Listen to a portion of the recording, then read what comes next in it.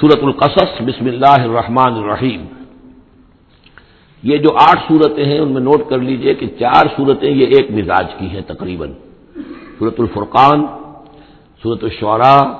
سورۃ النمل، سورۃ القصص، یہ آخری ہے اس چوکے کے اندر، یہ آخری ہے. پھر 4 وہ ہیں کہ جن میں وہ بالکل نمایاں قدر مشترک ہے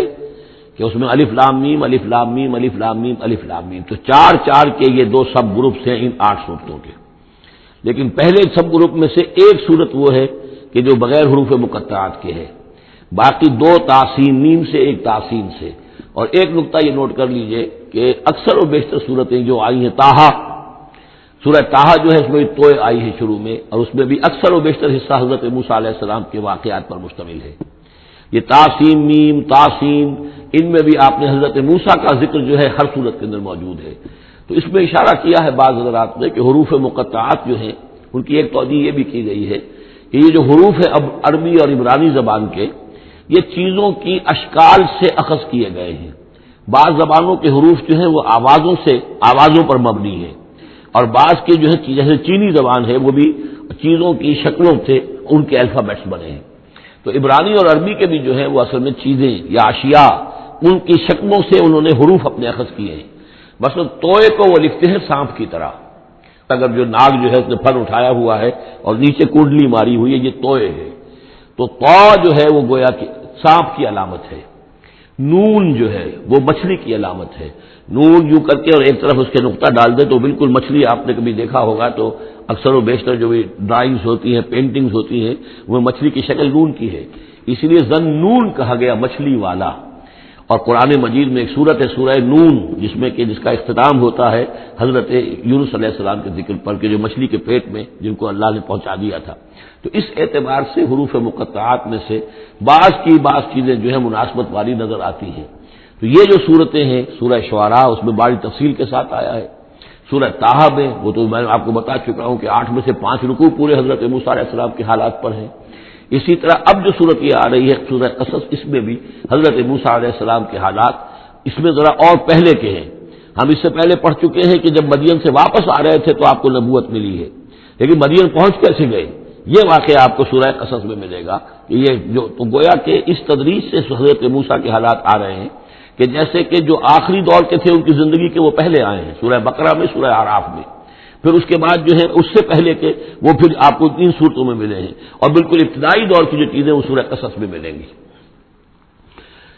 طاسیم میم تلک آیات الکتاب المبین، یہ ایک روشن کتاب کی آیات ہیں. نتلو علیک من نبأ موسیٰ وفرعون بالحق لقوم یؤمنون. اب دیکھیں یہاں شروع ہی سے بات ہو رہی ہے حضرت موسیٰ علیہ السلام کے بارے میں.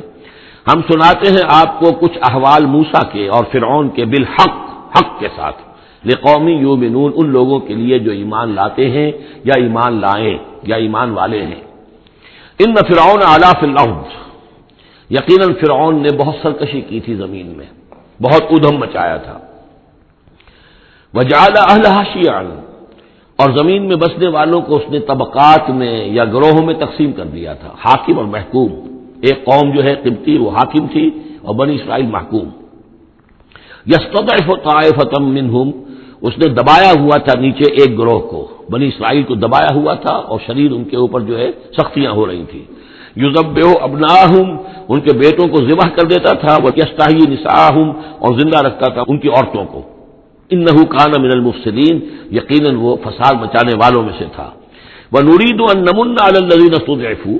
اور ہم نے یہ ارادہ کیا کہ ہم احسان کریں ان پر کہ جو دبا لیے گئے ہیں، جنہیں ستایا جا رہا ہے، دبایا جا رہا ہے، پیسا جا رہا ہے، جن پر ظلم ہو رہا ہے، ہم ان پر احسان فرمائیں. فی الارض، زمین میں. ونجعلہم ائمۃ، انہی کو امام بنائیں، اب ان کو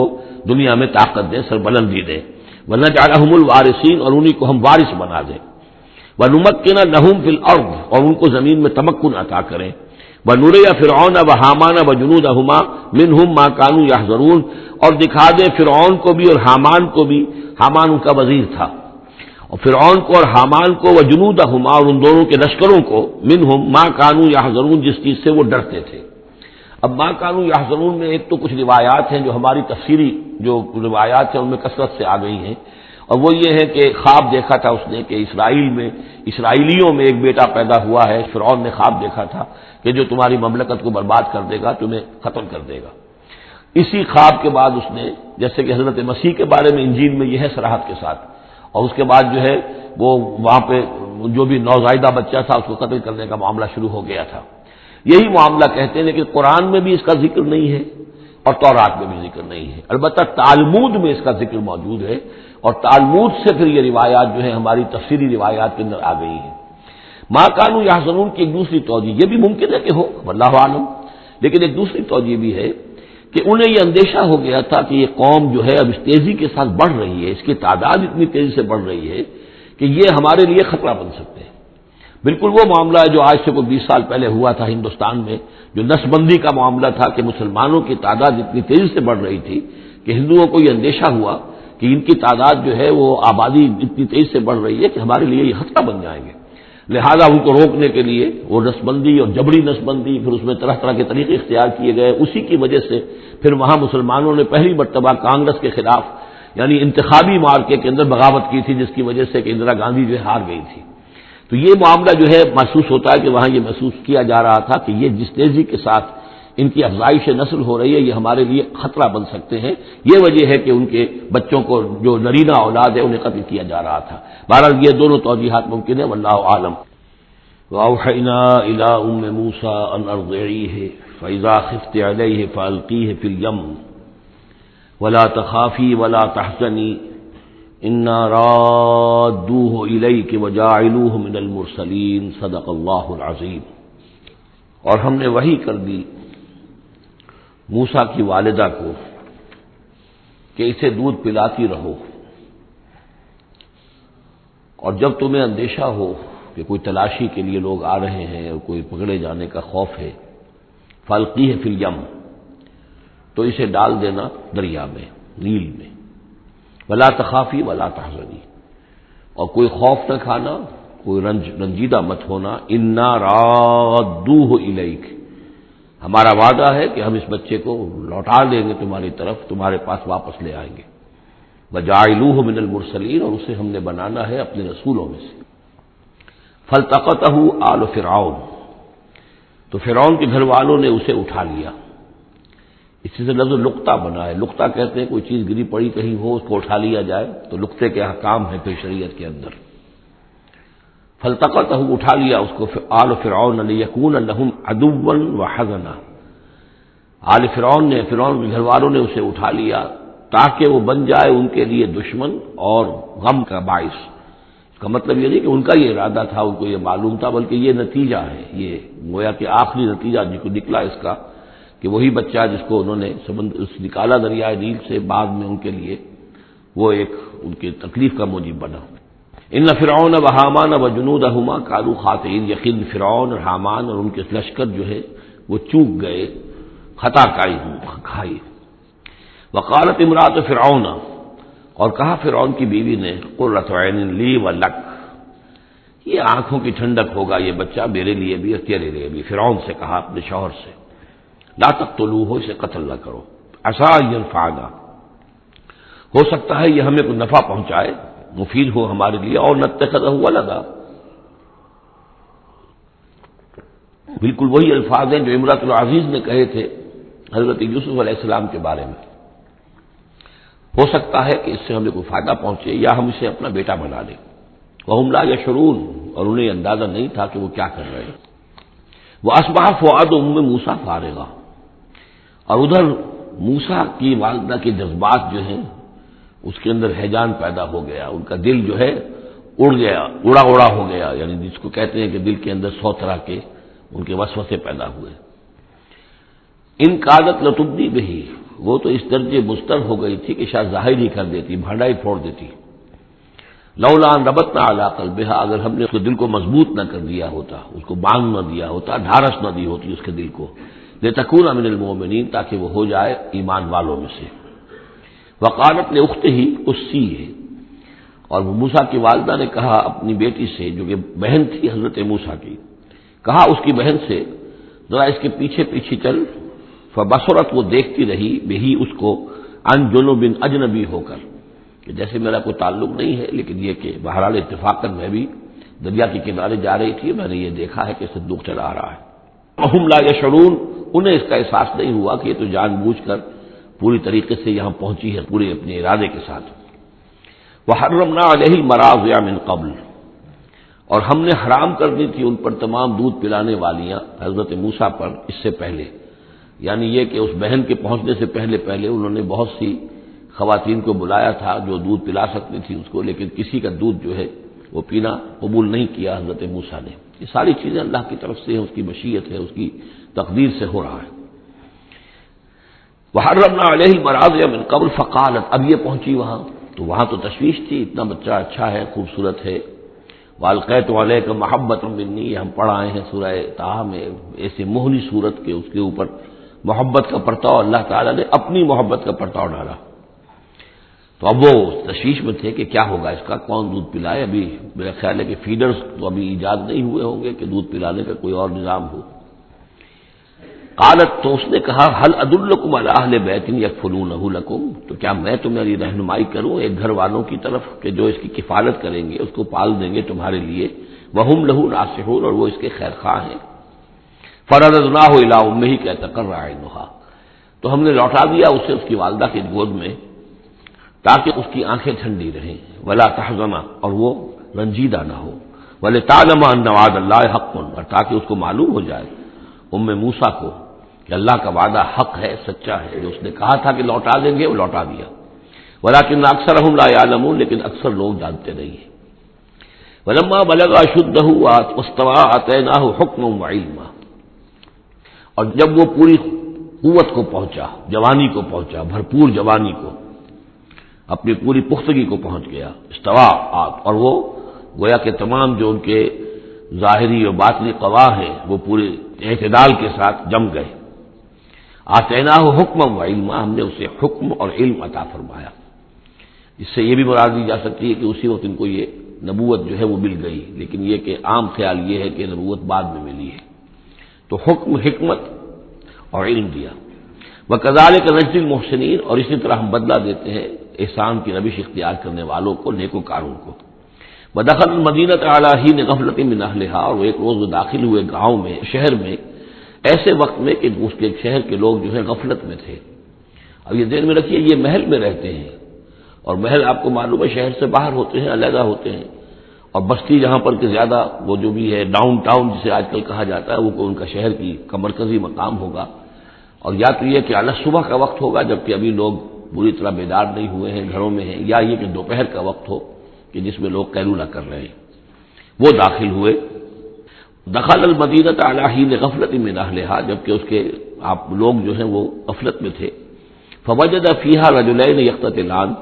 تو پایا اس میں دو اشخاص کو لڑتے ہوئے۔ ھذا من شیعتہ، یہ اس کی قوم میں سے تھا ایک، یعنی ایک تو تھا اسرائیلی، وھذا من عدوہ، اور دوسرا تھا کہ جو اس کے دشمنوں میں سے تھا، یعنی وہ قبطی تھا۔ فاستغاثہ الذی من شیعتہ، تو مدد مانگی اور دہائی دی اس شخص نے جو موسیٰ کی قوم میں سے تھا، علی الذی من عدوہ، اس کے مقابلے میں کہ جو دشمن قوم سے تعلق رکھتا تھا۔ فوقظہ موسیٰ، تو حضرت موسیٰ نے اس کی مدد کے لیے اقدام کیا اور ایک مکہ رسید کیا اس کو، فقضى علیہ، اور اس کا کام تمام کر دیا، اس ایک ہی ضرب سے وہ شخص ہلاک ہو گیا۔ قال ھذا من عمل الشیطان، اب تنبہ ہوا کہ یہ تو شیطان کا معاملہ ہو گیا، شیطان کا عمل ہوا۔ انہ عدو مضل مبین، ان کی نیت قتل کرنے کی نہیں تھی، لیکن یہ ہے کہ وہ ضرب ایسی شدید لگی کہ وہ مر گیا۔ انہ یقیناً شیطان جو ہے وہ تو دشمن ہے اور گمراہ کرنے والا ہے کھلا۔ قال رب انی ظلمت نفسی فاغفر لی فغفر له، انہوں نے عرض کیا اللہ سے، پروردگار میں نے ظلم کیا اپنی جان پر، پس مجھے بخش دے، اور پس اللہ نے اسے بخش دیا۔ انہ هو الغفور الرحیم، یقیناً وہ غفور ہے اور رحیم ہے، بخشنے والا، رحم فرمانے والا۔ قال رب بما انعمت علی فلن اکون ظہیرا للمجرمین، تو اب انہوں نے وعدہ کیا پروردگار تو نے جو مجھ پر انعام فرمایا اور مجھے بخش دیا ہے، تو میں اب آئندہ کبھی بھی مددگار نہیں بنوں گا کسی بھی مجرم کا، کسی غلط کار شخص کا۔ فاصبح فی المدینۃ خائفا یترقب، اب صبح کے وقت ان پر جو ہے شہر کے اندر وہ صبح ہوئی، انہیں صبح کو جب اٹھے، خائفا، اب خوف طاری تھا کہ مجھ ایک شخص قتل ہو گیا ہے، کس نے قتل کیا ہے، بہت کافی دھوم مچی ہوئی ہوگی کس نے قتل کیا ہے، قاتل کون ہے۔ اب یہ کہ راز کھل نہ جائے، لوگوں کو معلوم نہ ہو جائے، خائفا یترقب، خوف زدہ بھی تھے اور ادھر ادھر دیکھ رہے تھے چوکنے ہو کر کہ کہیں سے کوئی آہٹ، کوئی کسی جگہ سے کوئی ایسی بات تو نہیں آ رہی کہ میرا جرم معلوم ہو گیا ہو۔ فَإِذَا الَّذِي اسْتَنصَرَهُ بِالْأَمْسِ يَسْتَصْرِخُ، تو اچانک دیکھا کہ وہی شخص جس نے کل ان سے مدد مانگی تھی وہ پھر چلا رہا ہے، فریاد کر رہا ہے کہ میری مدد کیجیے۔ قال له موسیٰ انک لغوی مبین، حضرت موسیٰ علیہ السلام نے فرمایا کہ مجھے معلوم ہوتا ہے کہ تم ہی زیادہ شریر ہو، صریح۔ کل بھی تمہاری لڑائی ہو رہی تھی ایک قبطی کے ساتھ اور میرے ہاتھوں وہ قبطی مارا گیا بغیر میرے کسی ارادے کے، آج پھر تم نے ایک جھگڑا مول لے رکھا ہے، تو معلوم ہوتا کہ تم ہی ہو غوی، حد سے بڑھنے والے، اور مبین کھلم کھلا۔ فلما اراد ان یبطش بالذی هو عدو لهما، یہ بات تو کہیں اس اسرائیلی سے، لیکن کوشش یہ کی، ارادہ کیا کہ دوسرا جو دشمن قوم سے تھا اس کو پکڑ لیں، یعنی جو زیادتی کر رہے تھے، اب مارا نہیں لیکن پکڑنے کے لیے، تاکہ وہ شخص جو ہے اسرائیلی کو مار نہ سکے، تو اس کو پکڑے، آگے جب بڑھے کہ اس کو پکڑے، وہ یہ شخص سمجھا وہ اسرائیلی کی غالباً مجھے سزا دینے کے لیے آ رہے ہیں، جو کہا یہ تھا کہ انک لغوی مبین، تو چونکہ اس الفاظ اس کی طرف تھے اور پکڑ رہے تھے اس کو، اس نے سوچا کہ مجھے پکڑنے کے لیے یہ اقدام کر رہے ہیں۔ قال یا موسیٰ، اب وہ خود بول اٹھا، چیخ اٹھا، اس نے کہا اے موسیٰ ترید ان تقتلنی، کیا تم چاہتے ہو کہ مجھے قتل کر دو، کما قتلت نفسا بالامس، جیسے کہ تم نے ایک جان کو کل قتل کر دیا تھا۔ گویا کہ خود اس نے بھانڈا پھوڑ دیا کہ وہ کل جو قتل ہوا تھا وہ اصل میں موسیٰ علیہ السلام کے ہاتھوں ہوا۔ ان ترید الا ان تکون جبارا فی الارض، اے موسیٰ واقعتاً تمہارا جو ارادہ ہے وہ صرف یہ ہے کہ تم زمین میں زبردستی تم بڑے یہاں پر جابر بن جاؤ، وما ترید ان تکون من المصلحین، اب چونکہ وہ شریر شخص تھا، خود بدماش تھا، چاہے اسرائیلی تھا، لیکن اس کا جو کردار سامنے آ رہا ہے وہ یہ ہے، وما ترید ان تکون من المصلحین، اور تم نہیں چاہتے کہ تم مصلحین میں سے بنو، اصلاح کرنے والوں میں سے۔ وجاء رجل من اقصى المدینہ یسعی، اب یہ کہ ہو سکتا ہے عین اسی وقت ایسا ہوا ہو یا کچھ دنوں کے بعد ہوا ہو، آیا ایک شخص دوڑتا ہوا مدینے کے پرے سے، اقصى المدینہ، مدینے کا جو دور کا حصہ تھا، وہی جیسا کہ میں نے عرض کیا ہوں کہ ان کے محلات اور بڑے بڑے سرداروں کے وہ تو باہر کے قرب ہوں گے اور وہیں پر فرعون کا محل بھی ہوگا، وہاں سے ایک شخص دوڑتا ہوا آیا، جا رجل من اقصى المدینہ، شہر کے پرلے سرے سے ایک شخص آیا، یسعی دوڑتا ہوا، قال یا موسیٰ، اور اس نے یہ کہا کہ اے موسیٰ ان الملأ یأتمرون بک، یہ جو درباری لوگ ہیں، جو سردار ہیں قوم کے، وہ اس وقت مشورہ کر رہے ہیں تمہارے بارے میں لیقتلوک، کہ تمہیں قتل کر دیں، یعنی اب وہاں پر ہو رہی ہے، یہ قرارداد پیش ہو چکی ہے اور تمہارے قتل کے اوپر ان کا اتفاق ہونے والا ہے، یعنی یہ کہ اب یہ کھل بھی گیا کہ انہوں نے ان کے ہاتھوں ایک قبطی مارا گیا ہے۔ ویسے بھی وہ سمجھتے ہوں گے کہ یہ جو ہماری یہ غلام قوم کا ایک فرد جو ہے، ہم نے چونکہ اپنے ہاں ہی رکھ کر اسے پالا ہے تو اس کے اندر اتنی سرکشی پیدا ہو گئی ہے، اور اگر اس نے ہماری اس غلام قوم کے اندر کوئی آزادی کی روح پھونک دی اور وہ کھڑے ہو گئے تو ہمارے لیے تو بڑا معاملہ جو ہے وہ مشکل ہو جائے گا، لہذا بہتر یہ ہے کہ اس کو قتل کر دیا جائے۔ ان الملأ یأتمرون بک لیقتلوک فاخرج انی لک من الناصحین، تو اب یہاں سے نکل جاؤ، یہاں سے جان بچا کر چلے جاؤ، اس لیے کہ میں تمہارا خیر خواہ ہوں، میں تمہیں صحیح بات جو ہے تمہاری بھلائی کی بتا رہا ہوں۔ فخرج منها خائفا یترقب، تو نکلے وہاں سے حضرت موسیٰ علیہ السلام ڈرتے ہوئے، اور وہی یترقب، اب ادھر سے بھی جب کسی شخص کو ایسا اندیشہ ہو تو ذرا سی آہٹ جو ہے اسی پر وہ چوکنا ہوتا ہے، تو وہی کیفیت ان کی تھی۔ قال رب نجنی من القوم الظالمین، اور اللہ سے دعا کی پروردگار مجھے نجات دے ان ظالموں کی قوم سے۔ ولما توجہ تلقاء مدین، اور جب وہ اب انہوں نے رخ کیا مدین کی طرف،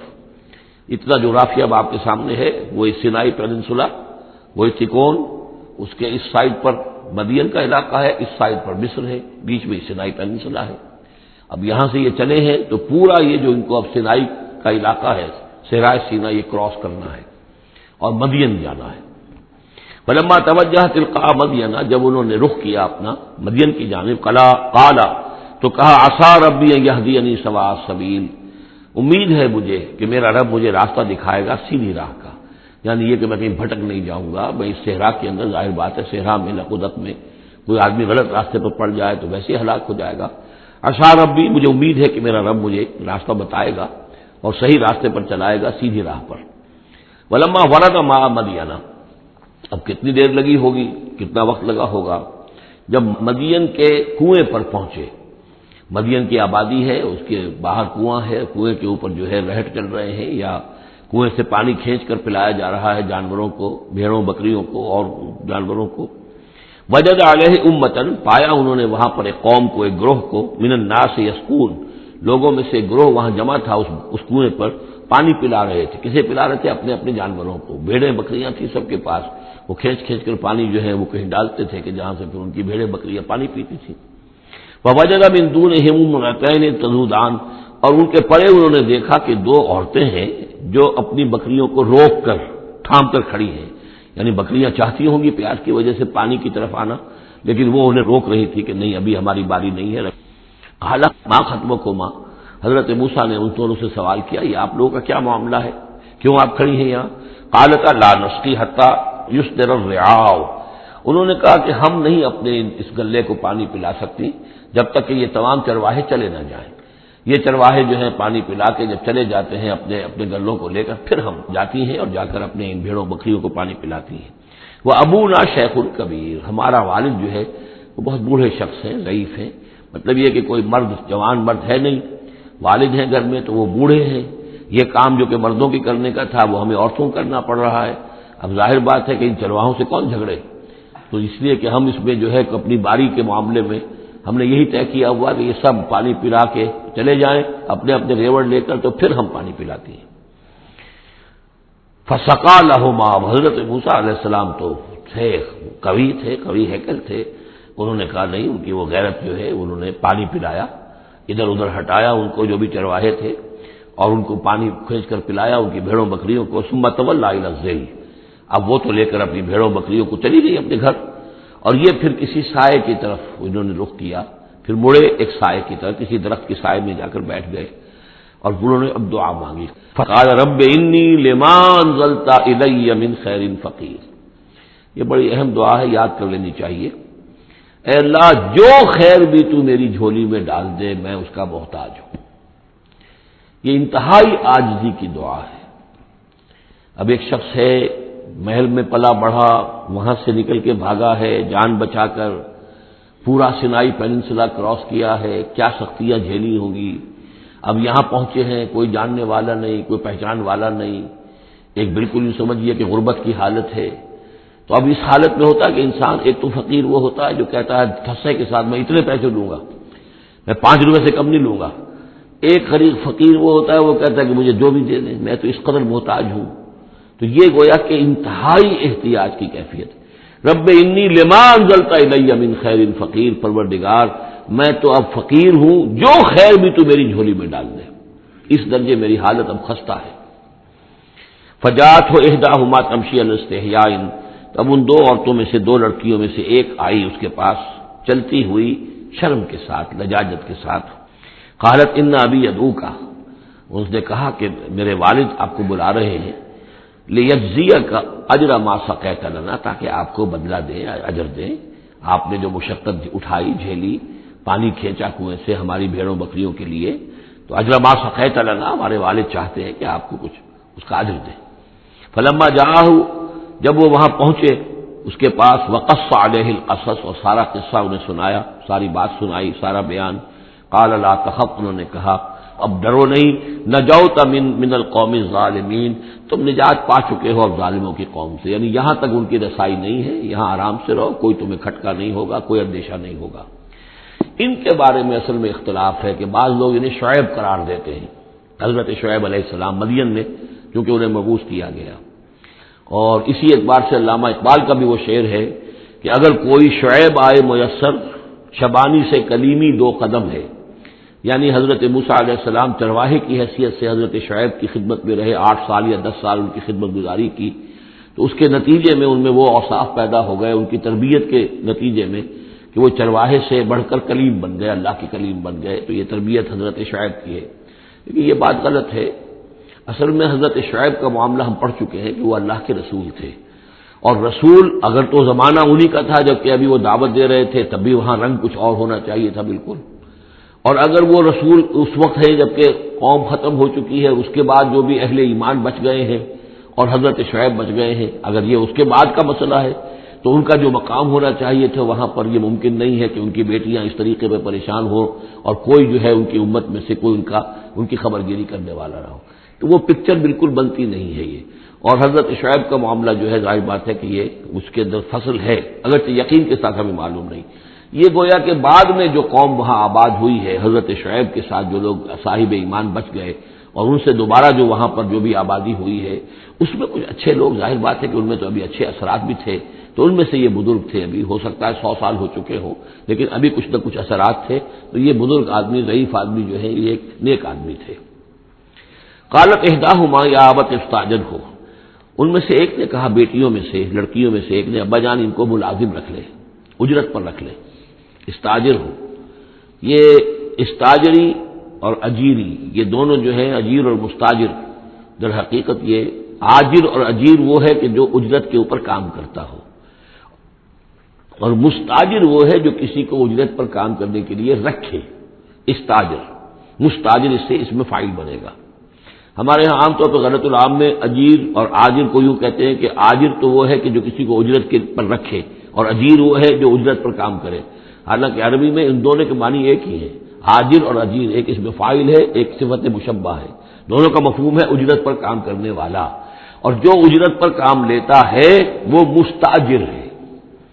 یا ابت استاجر ہو، ابا جان ان کو ملازم رکھ لیں. ان خیر من استاجرت القوی الامین، یقیناً بہترین آدمی جسے ملازم رکھا جائے وہی ہوتا ہے جو القوی ہو، طاقتور ہو.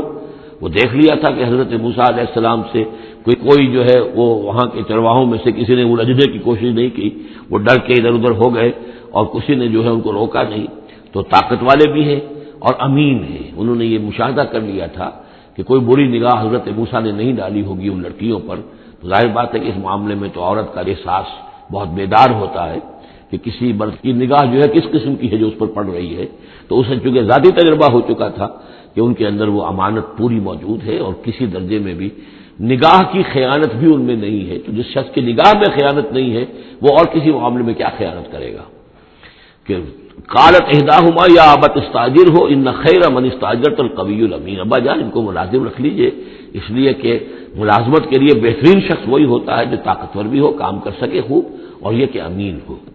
اعتبار کے قابل ہو. قال انی اريد ان انکح احدی ابنتی ہاتین، انہوں نے کہا وہ صاحب جو بزرگ ہیں شیخ مدین کہ میں یہ ارادہ رکھتا ہوں، میرا خیال ہے کہ اپنی بیٹیوں میں سے ایک کو تمہارے نکاح میں دے دوں اے موسیٰ، علی ان تأجرنی 8 حجج، لیکن اس پر کہ تم 8 سال تک میرے ہاں اجرت پر کام کرو، میری ملازمت کرو. یہ جو مہر کا معاملہ ہے یہ پچھلے زمانے میں ایسا ہی ہوگا جیسے آج کل پٹھانوں میں بھی ہوتا ہی ہے ابھی،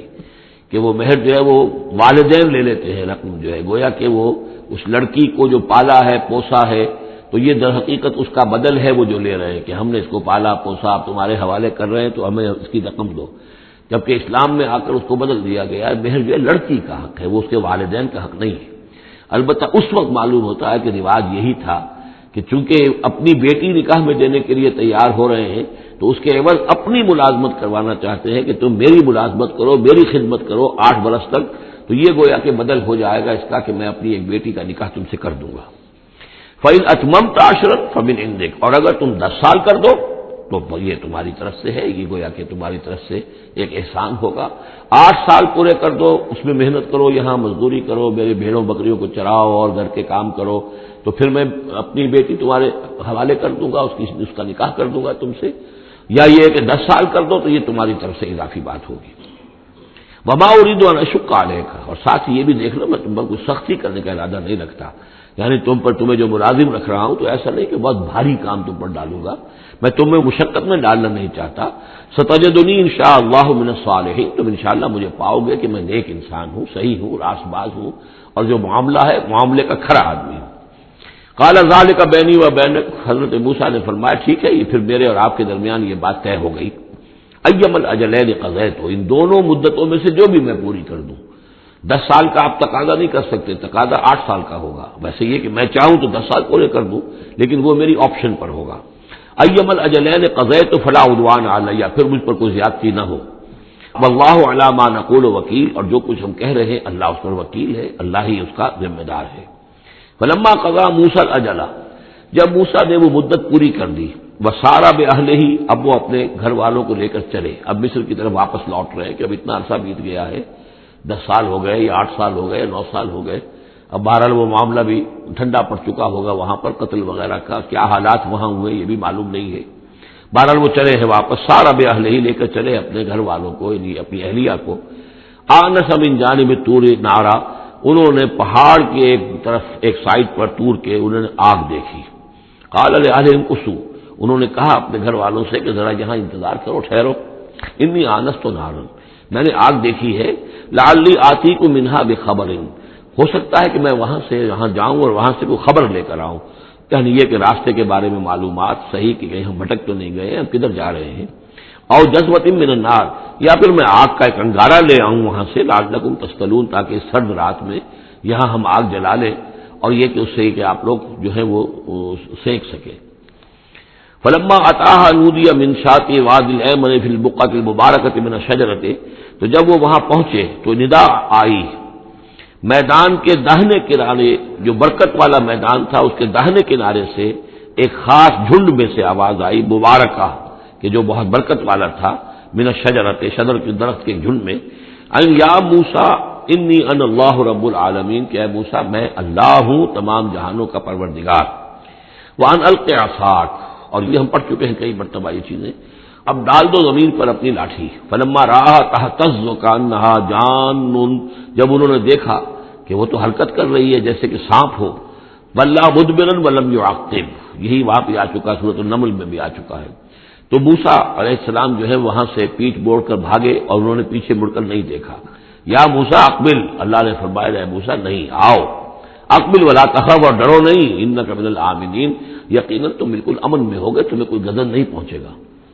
اسلک یدک فی جیبک، اور اپنا ہاتھ جو ہے ذرا اپنے گریبان میں ڈالو، تخرج بیضاء من غیر سوء، وہ نکلے گا سفید ہو کر بغیر اس کے کہ اس میں کوئی بیماری ہو یا اس میں کوئی اور برائی پیدا ہو۔ وَاضْمُمْ إِلَيْكَ جَنَاحَكَ مِنَ الرَّحْمِ، اور اگر کبھی تمہیں کوئی خوف لاحق ہو تو ذرا اپنے بازو کو اپنی بغل کے ساتھ اچھی طرح جوڑ لینا۔ یہ گویا کہ کوئی خاص ترکیب بتائی گئی ہے کہ اس طریقے سے خوف کے اثرات جو ہیں وہ زائل ہو جائیں گے۔ فَذَانِكَ بُرْهَانَانِ مِن رَّبِّكَ، باقی وہ دو جو ہیں وہ ہم نے تمہیں برہانے دی ہیں، جو یہ دلیلیں دی ہیں، نشانیاں دی ہیں، معجزے دیے ہیں۔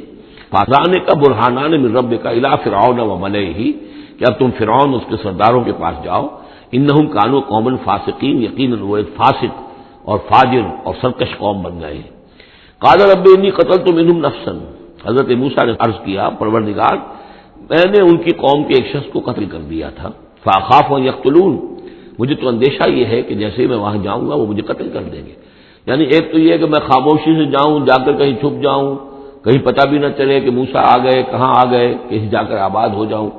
ایک یہ کہ میں جاؤں اور فرعون کے ہاں جاؤں اور جا کر وہاں پیغام پیش کروں، تو اس میں تو مجھے اندیشہ یہ ہے کہ فوری طور پر مجھ پر مقدمہ قائم ہوگا اور مجھے قتل کر دیا جائے گا۔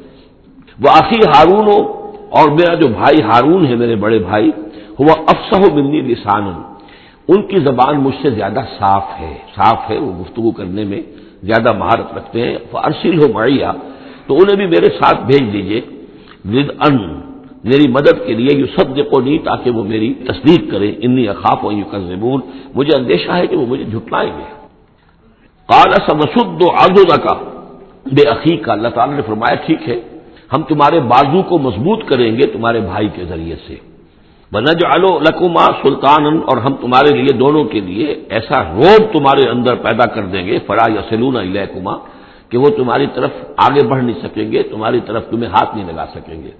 یعنی یہ بھی جیسے کہ ایک وقت میں ہم نے تمہارے چہرے پر ایسی محبت کا پرتو ڈال دیا تھا کہ کوئی آپ کو قتل نہیں کر سکا، اسی طریقے سے اب ہم ایک ایسا روب جو ہے آپ کی شخصیت کے اندر، تمہاری شخصیت جو ہے پیدا کر دیں گے تم دونوں کی، کہ کوئی شخص تمہارے خلاف کوئی اقدام نہیں کر سکے گا۔ بے آیاتنا انتما ومن اتبعکم الغالبون، اور یقیناً ہماری آیات کی بدولت تم دونوں اور جو بھی تم دونوں کی پیروی کریں گے وہی غالب رہیں گے۔ فلما جاءوا موسیٰ بآیاتنا، تو جب موسیٰ پہنچے ان کے پاس ہماری آیات کے ساتھ، بینات، روشن آیات لے کر، قالوا ما ھذا الا سحر مفترى، انہوں نے کہا یہ تو نہیں ہے کچھ بھی سوائے اس کے کہ جادو ہے جو افترا ہو رہا ہے، گھڑا ہوا ہے۔ وما سمعنا بہذا فی آبائنا الاولین، اور ہم نے ایسی کوئی بات اپنے پہلے آباء و اجداد میں نہیں سنی۔ نئی بات لے کر آئے ہو کہ اللہ جو ہے اس کائنات کا خالق، اس نے کسی کو رسول بنا کر بھیجا ہے اور وہ اس کا نمائندہ ہے، اس کی بات ماننی پڑے گی، ہم نے تو یہ بات پہلے کبھی سنی نہیں ہے۔ وقال موسیٰ ربی اعلم بمن جاء بالہدی من عنده، موسیٰ نے کہا میرا پروردگار خوب جانتا ہے کہ کون ہدایت لے کر آیا ہے اس کے پاس سے، یعنی اللہ کے علم میں ہے۔ ومن تکون له عاقبۃ الدار، اور میرا رب جانتا ہے کہ کس کے لیے ہے آخرت کا گھر۔ انہ لا یفلح الظالمون، یقیناً ظالم فلاح نہیں پاتے۔ وقال فرعون یا ایھا الملأ ما علمت لکم من الہ غیری، اور کہا فرعون نے کہ اے میرے سرداروں، اے میرے درباریوں سرداروں، ما علمت لکم من الہ غیری، میں نہیں جانتا تمہارے لیے اپنے سوا کوئی الہ، میں الہ ہوں تمہارا، میں مالک ہوں، میں خالق تو نہیں لیکن میں ایک رب ہوں یہاں اس معنی میں کہ میرا حکم ہے، میری حکومت ہے، میری مرضی چلتی ہے، میرا اختیار ہے، اس کے سوا میں کسی کو رب ماننے کو تیار نہیں، کوئی الہ ماننے کو تیار نہیں۔ ما علمت لکم من الہ غیری فاوقد لی یا حامان، تو اے حامان ذرا آگ دے، بھٹا جو ہے اینٹوں کا، اس جو تین جو گارے کی اینٹیں ہیں ان کو ذرا پکاؤ بٹے کے اندر، آگ لگاؤ، فاجعل لی صرحا، اور پھر میرے لیے ایک بہت بڑی عمارت بناؤ، لعلی اطلع الی الہ موسیٰ، یہ موسیٰ جو کہتا کہ اللہ ہے اور وہ آسمانوں پر ہے، تو میں ذرا اونچا ہو کر دیکھوں تو صحیح، جھانکوں تو صحیح آسمانوں میں، ایک ایسی اونچی عمارت کے اوپر چڑھ کر کہ میں دیکھوں کہ میں موسیٰ کے الہ کو جھانکنے کی کوشش کروں۔ وَإِنِّي لَأَظُنُّهُ مِنَ الْكَاذِبِينَ، اور میں تو سمجھتا ہوں کہ وہ جھوٹ بول رہا ہے۔ وَاسْتَكْبَرَ هُوَ وَجُنُودُهُ، استکبار کیا، گھمنڈ کیا، تکبر کیا اس نے بھی اور اس کے لشکروں نے بھی، فی الارض زمین میں، بغیر الحق، نا حق، انہیں کوئی اختیار، کوئی حق اس کا حاصل نہیں تھا۔ وَظَنُّوا أَنَّهُمْ إِلَيْنَا لَا يُرْجَعُونَ، اور انہوں نے یہ گمان کیا کہ وہ ہماری طرف لوٹائے نہیں جائیں گے۔ فَأَخَذْنَاهُ وَجُنُودَهُ فَلَمَزْنَاهُمْ فِي الْيَمِّ، تو ہم نے پکڑا اس کو اور اس کے لشکروں کو اور ہم نے ان کو پھینک دیا پھر سمندر میں۔ فانظر کیف کان عاقبۃ الظالمین، تو دیکھو کیسا انجام ہوا ظالموں کا۔ وجعلناہم ائمۃ یدعون الی النار، اور ہم نے انہیں بنا دیا امام کہ جو لوگوں کو آگ کی طرف بلانے والے تھے، یعنی فرعون اور اس کے درباری لوگوں کو آگ کی طرف بلانے والے بن گئے۔ وَيَوْمَ الْقِيَامَةِ لَا يُنصَرُونَ، اور قیامت کے دن ان کی کوئی مدد نہیں کی جائے گی۔ وَأَتْبَعْنَاهُمْ فِي هَٰذِهِ الدُّنْيَا لَعْنَةً، اور ہم نے اس دنیا میں بھی ان پر ان کے پیچھے لعنت لگا دی ہے، لعنت رکھ دی ہے جو ان کا پیچھا کر رہی ہے۔ وَيَوْمَ الْقِيَامَةِ هُمْ مِنَ الْمَقْبُوحِينَ، اور قیامت کے دن یقیناً وہ بہت ہی برائی کی کیفیت میں ہوں گے۔ وَلَقَدْ آتَيْنَا مُوسَى الْكِتَابَ مِن بَعْدِ مَا أَهْلَكْنَا الْقُرُونَ الْأُولَىٰ، اور ہم نے موسیٰ کو کتاب عطا فرمائی اس کے بعد کہ ہم نے پہلی جماعتوں کو ہلاک کر دیا تھا۔ بصائر للناس، ہم نے یہ کتاب دی ہے سجھانے کے لیے، آنکھیں کھولنے کے لیے لوگوں کی، وہدن، اور رہنمائی دینے والی، ورحمتن، اور رحمت، لعلہم یتذکرون، تاکہ وہ یاد رکھیں، نصیحت اخذ کریں، ہوش کریں، دھیان دیں۔ وما کنت بجانب الغربی اذ قضینا الی موسیٰ الامر، اور اے نبی آپ تو اس پہاڑ کے غربی جانب نہیں تھے اس وقت جبکہ ہم نے موسیٰ کو حکم دیا، بھیجا حکم، جب موسیٰ سے ہماری گفتگو ہوئی، مکالمہ ہوا اور ہم نے موسیٰ کو رسالت پر فائز کر کے حکم دیا کہ جاؤ، وما کنت من الشاہدین، آپ تو وہاں موجود نہیں تھے، آپ نہیں دیکھ رہے تھے یہ سب کچھ۔ ولکننا انشأنا قرونا، لیکن ہم نے پھر بہت سی نسلیں پیدا کی، بہت سی قومیں پیدا ہو گئیں۔ فتطاول علیہم العمر، لیکن ان کے اوپر ایک لمبی عمر بیت گئی ہے، یعنی یہ لوگ جو ہیں جو مکے والے ہیں کیونکہ یہ واقف نہیں ہے نبوت اور رسالت کے تصورات سے، اس لیے ان کے لیے بڑا یہ اچنبے کی بات ہے جو آپ کے بارے میں سوچ رہے ہیں۔ لیکن اگر غور کریں یہ ساری خبریں جو ہیں آپ کو کہاں سے مل رہی ہیں؟ ظاہر بات ہے کہ آپ تو وہاں نہیں تھے۔ وما كنت ساويا في اهل مدين،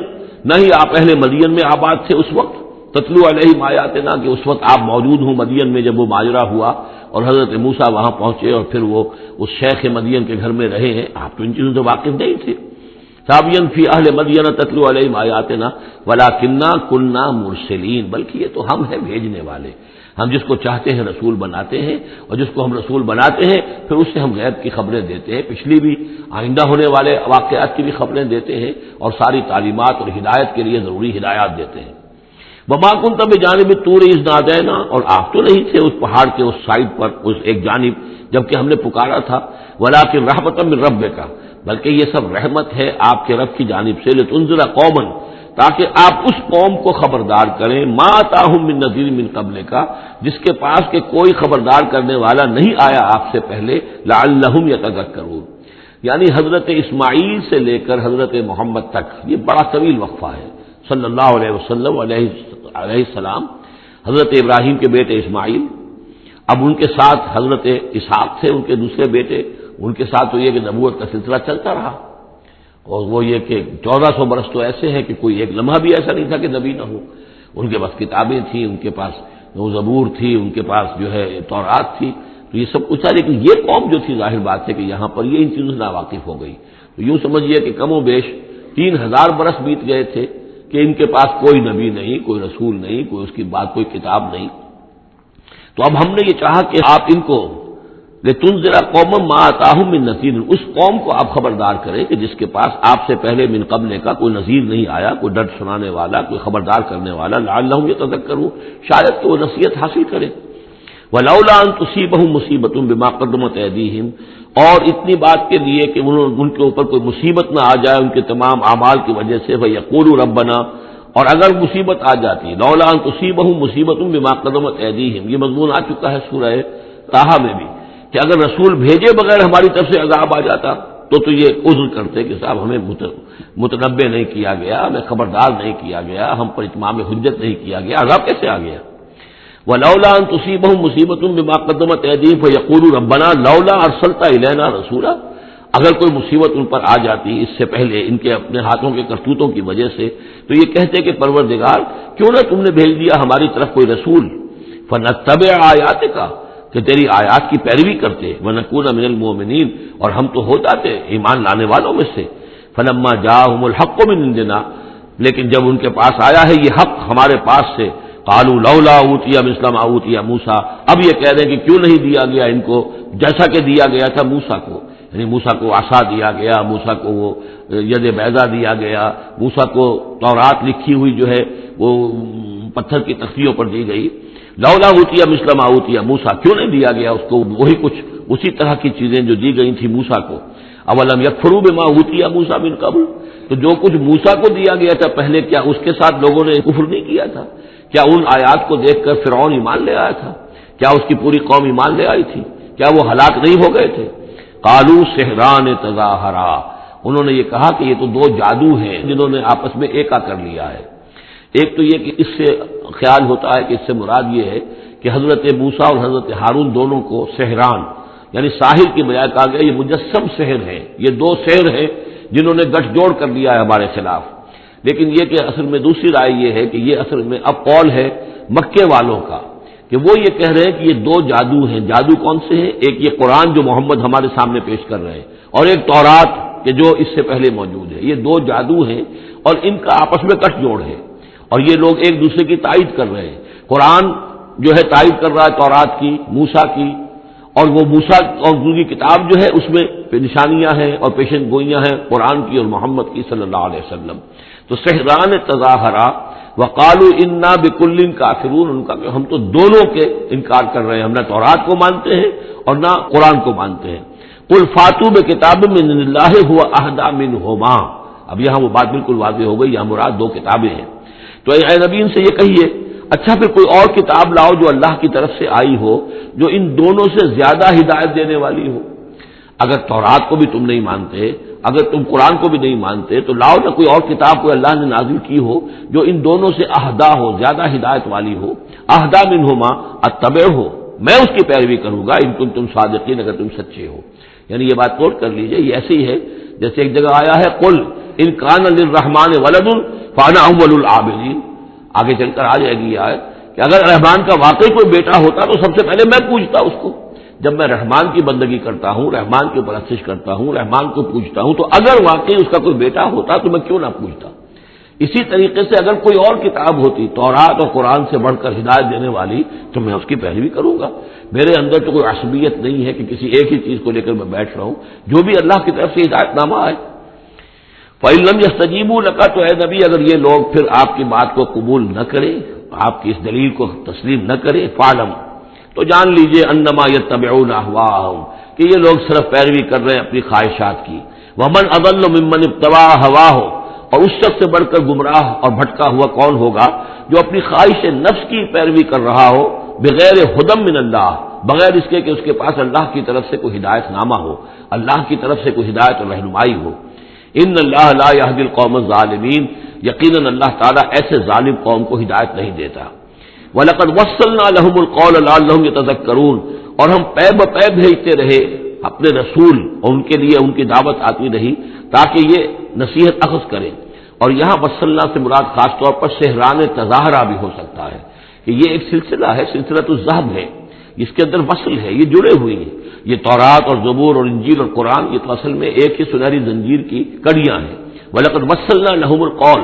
ہم نے اپنی اس بات کو، اپنی ہدایت کو، اپنی وحی کو اس طریقے سے جوڑا ہے ایک زنجیر کی شکل میں تاکہ یہ لوگ اس سے نصیحت اخذ کریں۔ الذین آتیناہم الکتاب من قبلہ ہم بہ یؤمنون، اور جن لوگوں کو ہم نے اس سے پہلے قرآن سے پہلے کتاب دی تھی ان میں بھی وہ لوگ ہیں کہ جو اس پر ایمان رکھتے ہیں، جو دل سے مانتے ہیں کہ یہ اللہ کا کلام ہے۔ وَإِذَا يُتْلَىٰ عَلَيْهِمْ قَالُوا آمَنَّا بِهِ، اور جب انہیں یہ پڑھ کر سنایا جاتا ہے قرآن مجید، وہ کہتے ہیں ہم اس پر ایمان لائے۔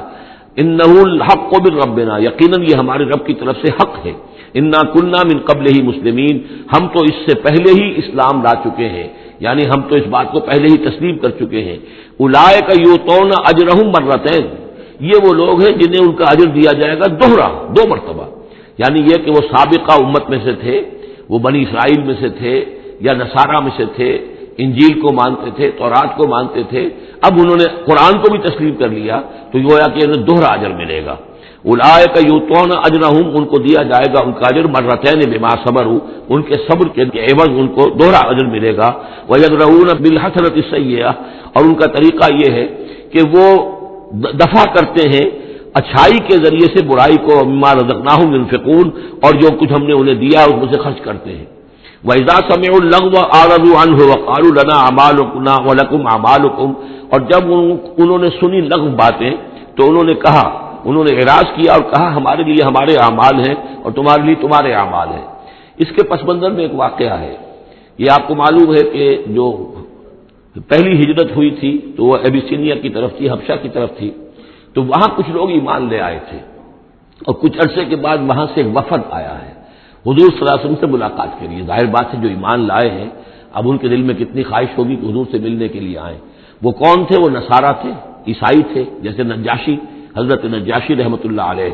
ہم انہیں صحابی نہیں مان سکتے اس لیے کہ حضور سے ملاقات نہیں ہوئی، لیکن تابعی تو ماننا پڑے گا کہ حضور کے صحابہ کو انہوں نے دیکھا ہے۔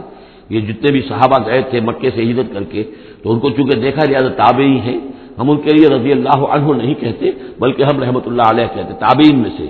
ان کی نماز جنازہ حضور نے غائبانہ نماز جنازہ صرف ایک ہے جو حضور نے پڑھائی ہے اور وہ حضرت نجاشی کی ہے۔ بہرحال وہاں سے جو پھر ایک وفد آیا تھا حضور سے ملاقات کے لیے، جب یہ لوگ آئے مکے میں تو مکے والوں نے ان کو استہزاء بھی کیا، مذاق بھی ہوا، دیکھو ان پاگلوں کو، بے وقوفوں کو، ان کے پاس کتاب بھی تھی، یہ تو ان سے بہتر تھے، اب یہ محمد پہ ایمان لے آئے ہیں، یہاں پر آئے ہیں، استہزاء بھی کر رہے تھے، تمسخر بھی کر رہے تھے۔ تو اس پر انہوں نے کہا کہ دیکھیے ہمارا آپ سے کوئی سروکار نہیں، آپ کے لیے آپ کے اعمال، ہمارے لیے ہمارے اعمال، ہم پہلے بھی حق پر تھے اور جب یہ نیا حق ہمارے سامنے آیا ہے قرآن، ہم اس پر بھی ایمان لے آئے ہیں۔ تو یہ ان کا معاملہ ہے۔ وَإِذَا سَمِعُوا اللَّغْوَ، جب انہوں نے وہ لغو باتیں سنی جو کہ مکے کے لوگ جو ہیں ان کے ساتھ کر رہے تھے، اعرضوا عنہ، تو انہوں نے اعراض کیا۔ اب ظاہر بات ہے کہ وہ آئے ہوئے تھے، مسافر تھے، وہاں پر خام خواہ جھگڑا کر لیں اس میں بھی وہ بات مناسب نہیں تھی۔ وقالوا لنا اعمالنا، انہوں نے کہا دیکھیے آپ ہم سے کاہے کو جھگڑتے ہیں، ہمارے لیے ہمارے اعمال ہیں، ولکم اعمالکم، اور آپ کے لیے آپ کے اعمال ہیں۔ سلام علیکم لا نبتغی الجاہلین، آپ کو سلام ہم کرتے ہیں اور ہم جاہلوں سے الجھنا نہیں چاہتے، ہم نہیں چاہتے کہ جاہلوں کے ساتھ ہم خام خواہ الجھیں۔ انک لا تہدی من احببت، اے نبی آپ ہدایت نہیں دے سکتے جس کو بھی آپ چاہیں،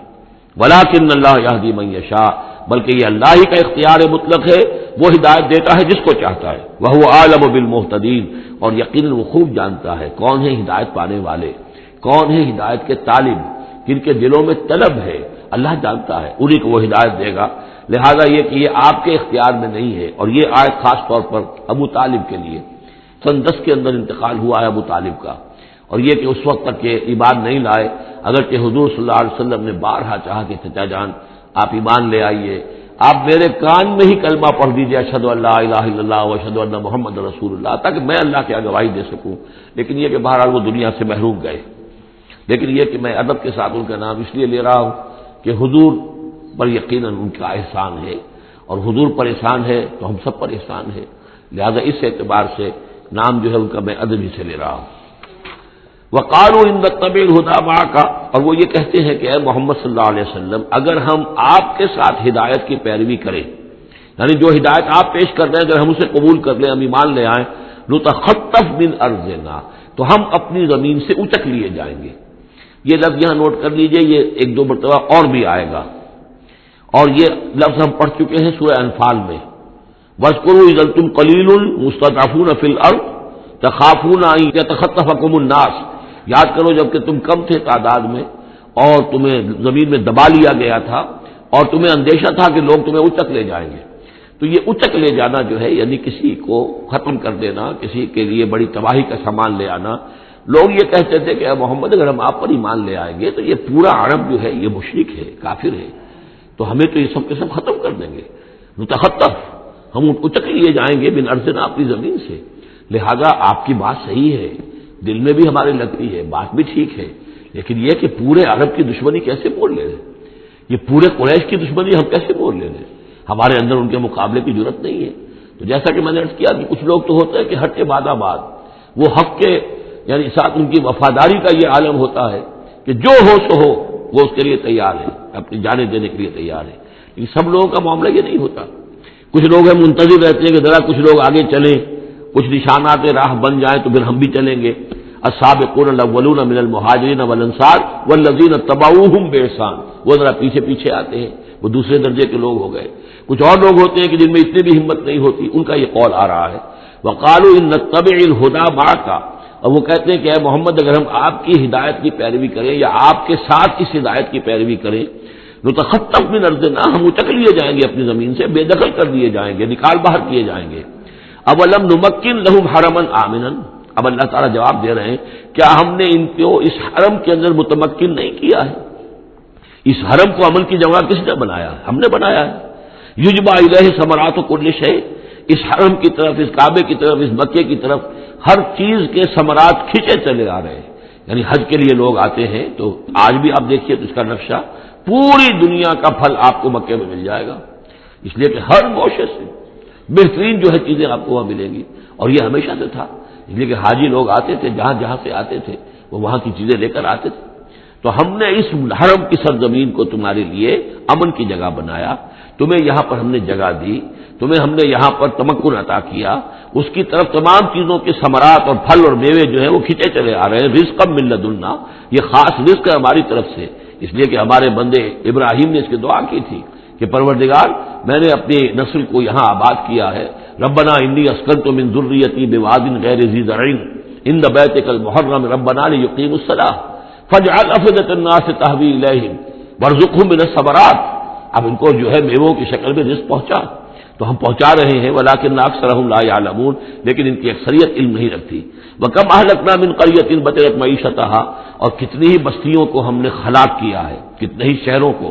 کہ جس کی معیشت جو ہے وہ بڑی اتراتی تھی اپنی معیشت پر، ہماری تجارت، ہمارا یہاں کا معاملہ، ہمارا یہاں کا معاشی نظام بڑا مستحکم ہے، ان کو اندر بڑی اس کے اندر جو ہے گھمنڈ پیدا ہو گیا تھا، لیکن یہ کہ پھر وہ بستیاں ہلاک ہو کر رہ گئیں۔ فَتِلْكَ مَسَاكِنُهُمْ لَمْ تُسْكَنْ مِنْ بَعْدِهِمْ إِلَّا قَلِيلًا، تو دیکھ لو اب ان کے مسکن، ان کے کھنڈرات موجود ہیں کہ ان کے بعد اس میں رہنے والے نہیں ہوئے ان میں رہنے والے اس کے بعد مگر بہت تھوڑے سے۔ وَكُنَّا نَحْنُ الْوَارِثِينَ، اور ہم ہی ہوئے وارث، پوری زمین کے وارث تو ہم ہی ہیں۔ وَمَا كَانَ رَبُّكَ مُهْلِكَ الْقُرَىٰ، یہ وہ بات اب دوبارہ آ گئی جو سورہ بنی اسرائیل میں آئی تھی، وَمَا كُنَّا مُعَذِّبِينَ حَتَّىٰ نَبْعَثَ رَسُولًا، ہم عذاب نہیں بھیجتے رہے ہیں جب تک کہ رسول کی بعثت نہ کر دیں، رسول آئے حق کا حق ہونا واضح کر دے، حق کو مبرہن کر دے، حجت قائم کر دے، پھر عذاب آتا تھا، اگر اس کے باوجود وہ قوم اپنے کفر پر اڑی رہتی تھی۔ وَمَا كَانَ رَبُّكَ مُهْلِكَ الْقُرَىٰ، اور نہیں ہے آپ کا پروردگار ایسا کہ وہ بستیوں کو غارت کر دے اور برباد کر دے، حتیٰ یبعث فی امہا رسولا، یہاں اب اس لفظ کا اضافہ ہو گیا، جب تک کہ ان بستیوں کی مرکزی بستی میں کسی رسول کو نہ بھیج دے۔ اس لیے کہ ظاہر بات ہے کہ ایک ایک گاؤں، ایک ایک بستی، ایک ایک شہر میں تو ممکن نہیں ہے، ہر ملک جو ہے اس کا ایک ایک دائرہ ہوتا ہے، اور اس دائرے کے اندر جو ہے ایک شہر جو بڑا مرکزی اہمیت کا حامل ہوتا ہے، تو اس امہا جو اس کا مرکزی شہر ہو، اس کے اندر جب تک ہم رسول نہ بھیج دیں. اور رسول کیا کرتا تھا؟ یتلو علیہم آیاتنا، جو تلاوت کرتا تھا، سناتا تھا انہیں ہماری آیات. وما كنا مهلك القرى الا واهلها ظالمون، اور ہرگز ہم نہیں تھے بستیوں کو ہلاک کرنے والے مگر اس بنا پر کہ اس کے رہنے والے اس میں جو آباد تھے وہ ظالم تھے، گناہگار تھے، مشرک تھے اور کافر تھے. وما اوتیتم من شیء فمتاع الحیات الدنیا، تو جو بھی کچھ تمہیں دیا گیا ہے، جو بھی ساز و سامان تمہیں ملا ہے، جو بھی کچھ ملا ہے، وہ اس دنیا کی زندگی کا سامان ہے، برتنے کی چیزیں ہیں. وزینتھا، اور اس کی زینت ہے. یہ دنیا کی زندگی بھی عارضی ہے اور یہ سامان بھی عارضی ہے. وما عند اللہ خیر وابقا، اور جان لو کہ جو اللہ کے پاس ہے وہ یقیناً بہت بہتر ہے اور باقی رہنے والا ہے، اس کو دوام ہے. افلا تعقلون، تو کیا تم عقل سے کام نہیں لیتے؟ افمن وعدناہ وعدا حسنا فهو لاقیہ، کیا بھلا وہ شخص جس سے کہ ہم نے اچھا وعدہ کیا ہے، جس سے کہ اس کی ملاقات ہوگی، اس کو اپنا وہ وعدہ مل جائے گا. اللہ نے جن جن چیزوں کا وعدہ کیا ہے اللہ تعالیٰ اس کو وہ چیزیں دے گا اور پہنچا دے گا. کمم متعناہ متاع الحیات الدنیا، کیا وہ اس جیسا ہو جائے گا جس سے ہم نے دنیا کی زندگی کا ساز و سامان دے دیا. ثم ہوا یوم القیامت من المحضرین، پھر وہ قیامت کے دن گرفتار ہو کر آ جائے. تو ایک وہ آدمی ہے کہ جو اللہ تعالیٰ کی رحمت کے سائے میں ہوں گے قیامت میں اور آخرت میں، اور ایک یہ کہ دنیا میں تو کچھ مزے کر لیے ہیں، گلچھرے اڑا لیے ہیں، عیش کر لیے ہیں، کوئی وہ چلت پھرت ان کی ہو گئی ہے، ان کی شہرتیں بھی ہو گئیں اور ان کے پاس کچھ عارضی طور پر کچھ اختیارات بھی آ گئے، لیکن پھر قیامت کے دن جو ہے وہ گرفتار ہو کر لائے جائیں گے بیڑیاں پہنائے ہوئے. وَيَوْمَ يُنَادِيهِمْ فَيَقُولُ أَيْنَ شُرَكَائِيَ الَّذِينَ كُنتُمْ تَزْعُمُونَ، اور جس دن کہ اللہ انہیں پکارے گا اور کہے گا کہ کہاں ہیں میرے وہ شرکاء جن کا کہ تمہیں زوم ہو گیا تھا، تمہیں گمان ہو گیا تھا، جن کے بارے میں تم سمجھتے تھے کہ وہ میرے شریک ہیں. قال الذين حق عليهم القول، تو وہ لوگ کہ جن کے جو عذاب کے قول کے مستحق ہو چکے، عذاب کے فیصلے کے مستحق ہو چکے، وہ کہیں گے ربنا هؤلاء الذين اغوينا، کہیں گے یہ ہیں وہ لوگ جنہوں نے ہم کو بہکایا تھا. اب یہ ہو سکتے ہیں کہ وہ شیاطین جن بھی ہوں اور شیاطین انس بھی ہو، طاغوت بھی ہو، یہاں کے لیڈر بھی ہو، غلط راستوں کی طرف لے کے جانے والے لوگ، ان سب کو کہیں گے ان لوگوں نے ہمیں بہکایا اور ہمیں غلط راستے پر ڈالا. اغویناہم کما غوینا، پھر وہ کہیں گے ہم نے انہیں گمراہ کیا جیسے ہم خود گمراہ تھے، یعنی ہم خود ہدایت پر ہوتے تو انہیں ہدایت دیتے. تبرأنا الیک، ہم اے اللہ تیری جناب میں تبرہ کر رہے ہیں ان سے، ہم برات ہیں. ما کانوا ایانا یعبدون، یہ ہمیں نہیں پوجتے تھے، یہ کچھ جو بھی کہہ رہے ہیں ہمیں کچھ معلوم بھی نہیں تھا کہ یہ اس طریقے سے. البتہ یہ کہ ان میں سے وہ بھی ہوں گے جو کہیں گے کہ ہم خود گمراہی میں تھے اس لیے ہم نے گمراہ کیا. تو یہ گویا کہ گڈمڈ ہے. شیاطین جن بھی ہوں گے جن کی طرف اشارہ کر کے کچھ لوگ انہوں نے ہمیں برباد کیا، ان کا جواب تو یہ ہوگا کہ اگر ہم ہدایت پر ہوتے تو تمہیں ہدایت دیتے. لیکن کچھ وہ بھی ہوں گے جو اللہ کے نیک بندے تھے اور جنہیں معبود بنا لیا گیا، جنہیں پوجا جا رہا ہے، وہ کہیں گے تبرأنا الیک، اے اللہ ہم اعلان برات کرتے ہیں تیری جناب میں. ما کانوا ایانا یعبدون، یہ ہرگز ہماری بندگی کرنے والے نہیں تھے. وقیل ادعوا شرکاءکم فدعوہم، پھر کہا جائے گا ان سے پکارو اپنے شریکوں کو، پھر وہ پکاریں گے. فلم یستجیبوا لہم، تو وہ ان کو جواب نہیں دیں گے، ان کی طرف سے کوئی ان کو جواب نہیں ملے گا. ورأوا العذاب، اور پھر وہ دیکھیں گے عذاب کو. لو انہم کانوا یہتدون، کاش کہ کسی طریقے سے وہ ہدایت پائے ہوئے ہوتے. وَيَوْمَ يُنَادِيهِمْ فَيَقُولُ مَاذَا أَجَبْتُمُ الْمُرْسَلِينَ، اور جب کہ اللہ انہیں پکارے گا اور پوچھے گا تم نے ہمارے رسولوں کو کیا جواب دیا تھا. ماذا اجبتم المرسلین فعطیت علیہم الانباء، اندھے ہو جائیں گے اس وقت، باتیں اپنی کر سکیں گے، کوئی بات نہیں کہہ سکیں گے. یومئذ فہم لا یتساءلون، اور پھر وہ آپس میں پوچھیں گے بھی نہیں. حق واضح ہو جائے گا، جواب کیا دیں گے؟ رسولوں کی بات نہیں مانی تھی، رسولوں کا استہزاء کیا تھا، تمسخر کیا تھا، تو اب اس کا جواب کیا دیں؟ فَأَمَّا مَن تَابَ وَآمَنَ وَعَمِلَ صَالِحًا، تو جو ایمان لایا اور جس نے توبہ کی اپنے شرک سے اور کفر سے. من تاب وآمن، اور جو ایمان لایا، وعمل صالحا، اور جس نے نیک اعمال کیے. فعسى ان يكون من المفلحین، تو اس کی امید ہے کہ وہ فلاح پانے والوں میں سے ہوگا. وربک یخلق ما یشاء ویختار، اور آپ کا پروردگار جو چاہتا ہے پیدا کرتا ہے اور جس چیز کو چاہتا ہے اختیار کر لیتا ہے. مخلوق ساری اسی کی ہے، اس مخلوق میں سے جس کو چاہا اس نے چن لیا اور رسول بنا لیا. اللہ یصطفی من الملائکۃ رسلا ومن الناس، اللہ چن لیتا ہے فرشتوں میں سے بھی اپنے پیغامبر اور ایلچی، اور انسانوں میں سے بھی. ان اللہ اصطفى آدم ونوحا وآل ابراہیم وآل عمران علی العالمین، وہ جس کو چاہتا ہے قبول کرتا ہے، اختیار کر لیتا ہے. وربک یخلق ما یشاء ویختار ما کان لهم الخیرہ، ان کے ہاتھ میں کوئی اختیار نہیں ہے ان کے پاس کوئی آپشن نہیں ہے. سبحان اللہ و تعالی عما یشرکون، یہ تو اللہ تعالیٰ ہی ہے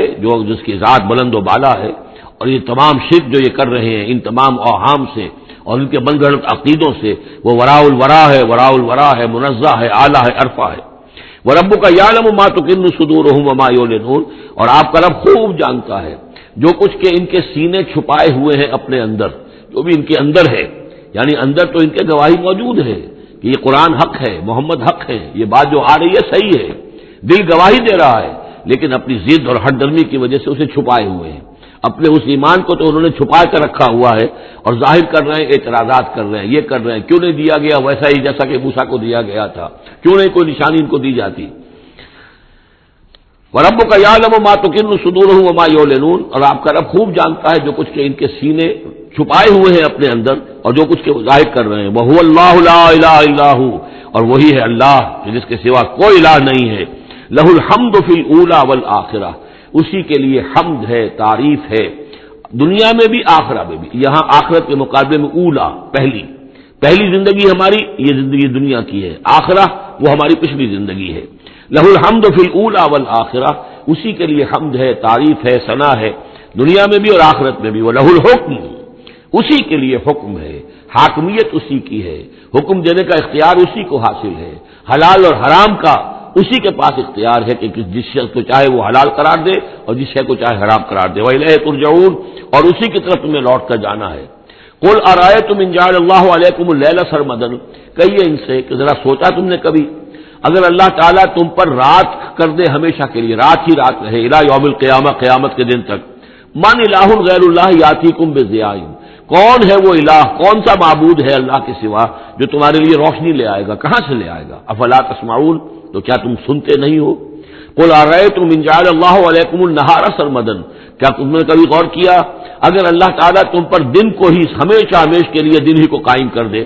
پوری قیامت کے دن تک دن ہی رہے، رات نہ آئے. من الہ غیر اللہ یاتیکم بلیل تسکنون فیہ، کون سا وہ الہ ہے اللہ کے سوا کہ جو تمہارے لیے رات لے آئے گا جس میں کہ تم سکون حاصل کر سکو. یہ دن جو ہے اگر مسلسل ہو تو واقعہ ہے کہ زندہ رہنا ممکن نہ رہے. افلا تبصرون، تو کیا تم دیکھتے نہیں ہو؟ ومن رحمتہ جعل لکم اللیل والنہار،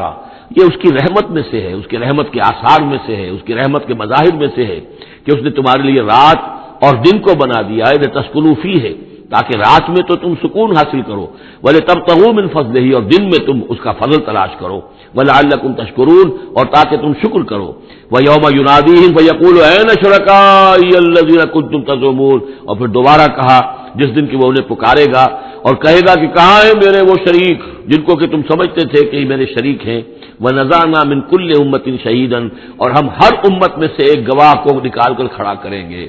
وہی مضمون جو کئی دفعہ آ چکا ہے، سورہ نحل میں آیا 2 دفعہ، سورہ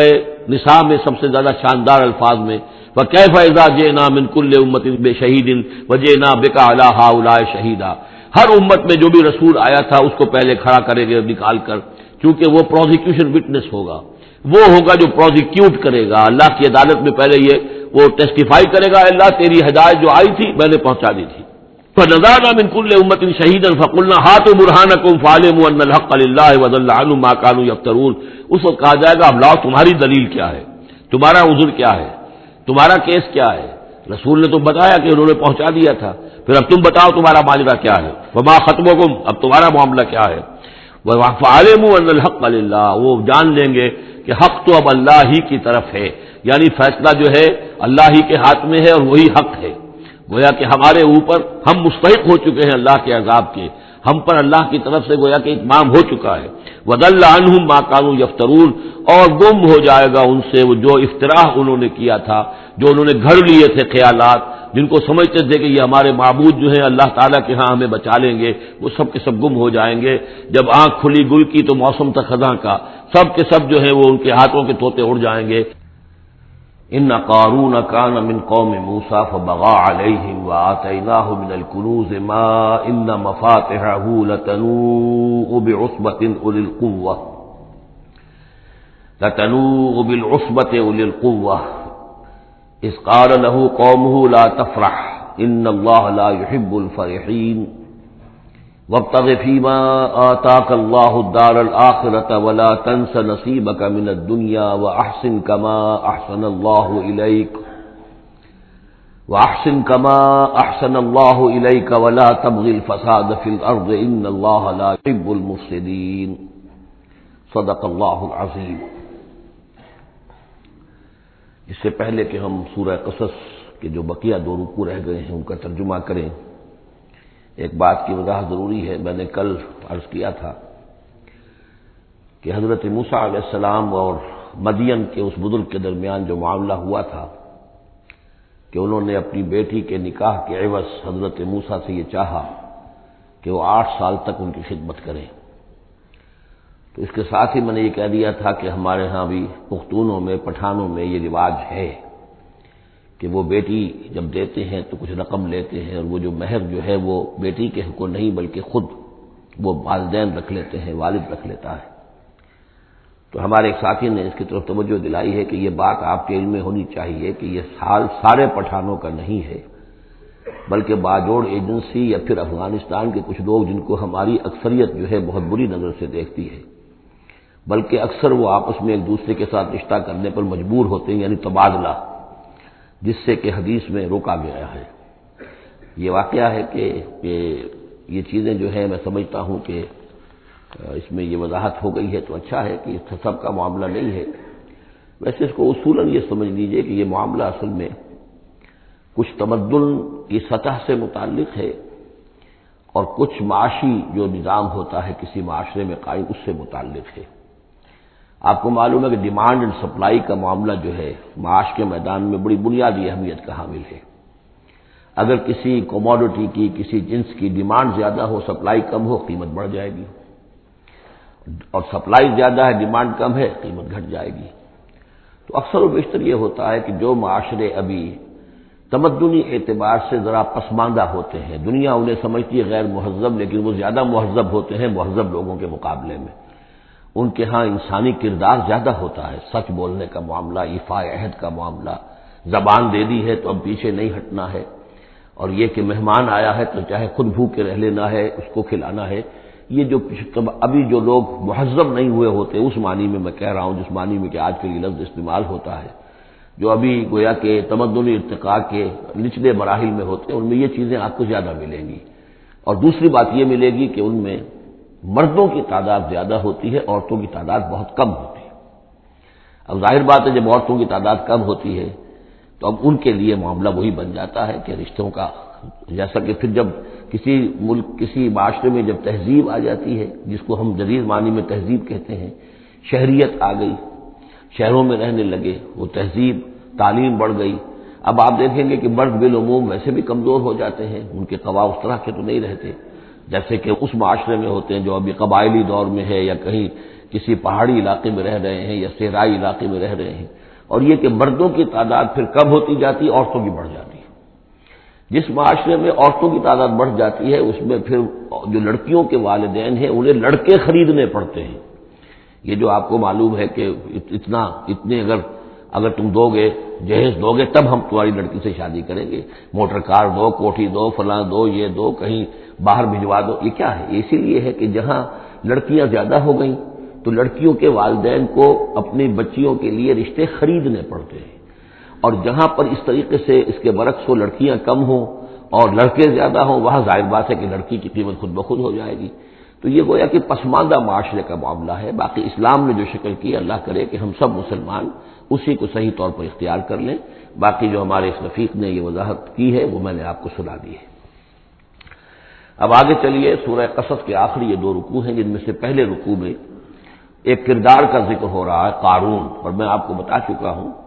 کہ یہ کردار جو ہے اسے بھی ایک فرد نہ سمجھیے، بلکہ یہ کہ جو بھی کوئی حکمران قوم ہوتی ہے وہ اپنی غلام قوم کے اندر اس طرح کے کردار باقاعدہ پیدا کرتی ہے، جس کو کہ کہا تھا ملکہ سبا نے کہ ان الملوک اذا دخلوا قریۃ جعلوا عزت اہلھا اذلہ، اور اس کا ایک نتیجہ یہ نکلتا ہے کہ جو گھٹیا لوگ ہوتے ہیں، بے غیرت لوگ ہوتے ہیں، اپنی قوم کے ساتھ غداری کرتے ہیں، انہیں پھر وہاں خطابات دیے جاتے ہیں، نوازا جاتا ہے، ان کے اونچے منصب ہوتے ہیں، آنریری مجسٹریٹ بنا دیے گئے ہیں، فلاں ہو گئے ہیں۔ یہ سب کون تھے؟ یہ انگریزوں نے در حقیقت ہندوستان میں اپنی جو حکومت کو مضبوط کرنے کے لیے یہ ایک طبقہ جو ہے ہندوستانیوں میں سے ڈیولپ کیا تھا، اس طبقے کا یہ کردار ہے قارون۔ اچھا، اس قسم کے لوگوں کو پھر انگریز بڑے بڑے ٹھیکے دیتے تھے۔ اب آرمی کے سپلائی کے ٹھیکے ہیں تو بڑے بڑے ٹھیکیدار یہی ہوتے تھے، انہیں کے پاس سرمایہ ہو جاتے تھے۔ یہ ساری چیزیں جو ہے ایک دوسرے سے ملی جلی ہوئی ہیں۔ اسی طرح کا ایک شخص جو ہے یہ قارون تھا اسرائیلی، اور نہ صرف اسرائیلی، حضرت موسیٰ علیہ السلام کا سگا چچا زاد بھائی، فرسٹ کزن، لیکن یہ کہ یہ حکومت کے ساتھ فرعون کے دربار میں اس کی رسائی تھی، وہاں اس کی پذیرائی تھی اور وہاں سے اس کو مراعات ملتی تھی۔ اس نے اتنی دولت سمیٹ لی تھی، جیسے ہمارے ہاں بھی بعض اب جو سیاسی کردار ہیں وہ گویا کہ علامتی بن گئے دولت سمیٹنے میں، تو بے تحاشا دولت اس نے جمع کر لی تھی۔ اب اس کا کردار سامنے آ رہا ہے۔ ان قارون کان من قوم موسیٰ، یقیناً قارون جو ہے وہ موسیٰ کی قوم ہی سے تھا۔ تورات میں اس کا نام قورح آیا ہے، یعنی قارون کے بجائے قورح، یہ کوئی تلفظ کا فرق ہو سکتا ہے۔ فبغى علیہم، اگرچہ موسیٰ کی قوم میں سے تھا لیکن اس نے زیادتی کی، سرکشی کی، شرارت کی اپنی قوم کے خلاف، یعنی غداری کی۔ وآتیناہ من الکنوز، اور ہم نے اسے اتنے خزانے دیے تھے، ما ان مفاتحہ لتنوء بالعصبۃ اولي القوہ، کہ اس کی کنجیاں اٹھانے کے ضمن میں بڑے طاقتور جوانوں کی ایک جماعت بھی تھک جاتی تھی۔ یہ ذرا بات سمجھ آج نہیں آئے گی کہ آخر اتنی کنجیاں کتنی ہوتی ہوں گی، تو اصل میں یہ کنجیاں جو تالے ہیں ہمارے جس طرح کے، یہ تو اب ایجاد ہوئی ہے۔ پچھلے زمانے میں کیا ہوتا تھا کہ کوئی بڑا سٹور ہے تو اس کے آگے بڑا ایک پھاٹک لگا ہوا ہے، اور اس پھاٹک کے ساتھ جو دروازے کو بند کرنے کے لیے بڑی لمبی لکڑیاں لگائی جاتی تھیں، تو اس طریقے سے وہ جو اڑنگے لگائے جاتے تھے اسی سے وہ پھر دروازے جو ہے بند ہوتے تھے۔ تو اس طرح کی کوئی شے ہوگی، ورنہ جس طرح کے تالے اب ہمارے ہاں ہوتے ہیں اس طرح کے تالے تو اتنے نہیں ہو سکتے کسی بھی معاملے کے، لیکن یہ کہ اس کو اگر ذہن میں رکھیں تو بہرحال اس سے جو مراد ہے وہ یہ کہ دولت بے انتہا اس کے پاس جمع تھی۔ اذ قال له قومه، جبکہ اس سے کہا اس کی قوم نے، لوگوں نے کہا، کچھ بھلے لوگ بھی ہوں گے، جیسے ہم مکالمہ سورہ کہف میں پڑھائے ہیں، دو آدمیوں کا مکالمہ تھا، ایک وہ درویش تھا اور وہ عارف باللہ تھا، اللہ پر ایمان رکھنے والا تھا، اور ایک وہ تھا کہ جو دولت میں مست ہو گیا تھا، مال مست تھا۔ تو وہاں کچھ لوگوں نے جو اچھے لوگ ہوں گے ان سے کہا، اس سے قارون سے، لا تفرح ان اللہ لا يحب الفرحین۔ یہ ذرا یہاں پر چار چیزیں، پانچ چیزیں جو آ رہی ہیں گنتے جائیے کہ ایسے لوگ جن کے پاس بہت سی دولت جمع ہو گئی ہو، ان کو ان چار پانچ چیزوں کو پیش نظر رکھنا چاہیے۔ سب سے پہلے یہ کہ لا تفرح ان اللہ لا يحب الفرح، اس پر اتراؤ نہیں، اتراؤ مت، اللہ تعالیٰ کو اترانے والے پسند نہیں۔ نمبر دو، وابتغ فیما آتاک اللہ الدار الآخرہ، جو کچھ اللہ نے تمہیں دولت دی ہے تو اس سے دار الآخرہ حاصل کرنے کی کوشش کرو، اللہ کے لیے خرچ کرو تاکہ آخرت میں تمہیں اس کا اجر و ثواب ملے، تو تم گویا کہ آخرت کو خریدو گے اپنی اس دولت کے عوض۔ ان اللہ اشتری من المؤمنین انفسهم واموالهم بان لهم الجنہ۔ نمبر تین، ولا تنس نصیبک من الدنیا، معلوم ہوتا کہ بخیل بھی بہت تھا کہ وہ اپنے اوپر بھی کچھ خرچ نہیں کرتا تھا، جمع کرنے ہی کے اس کو فکر دامنگیر رہتی تھی، اور مت بھولو خود اپنا حصہ بھی دنیا میں سے،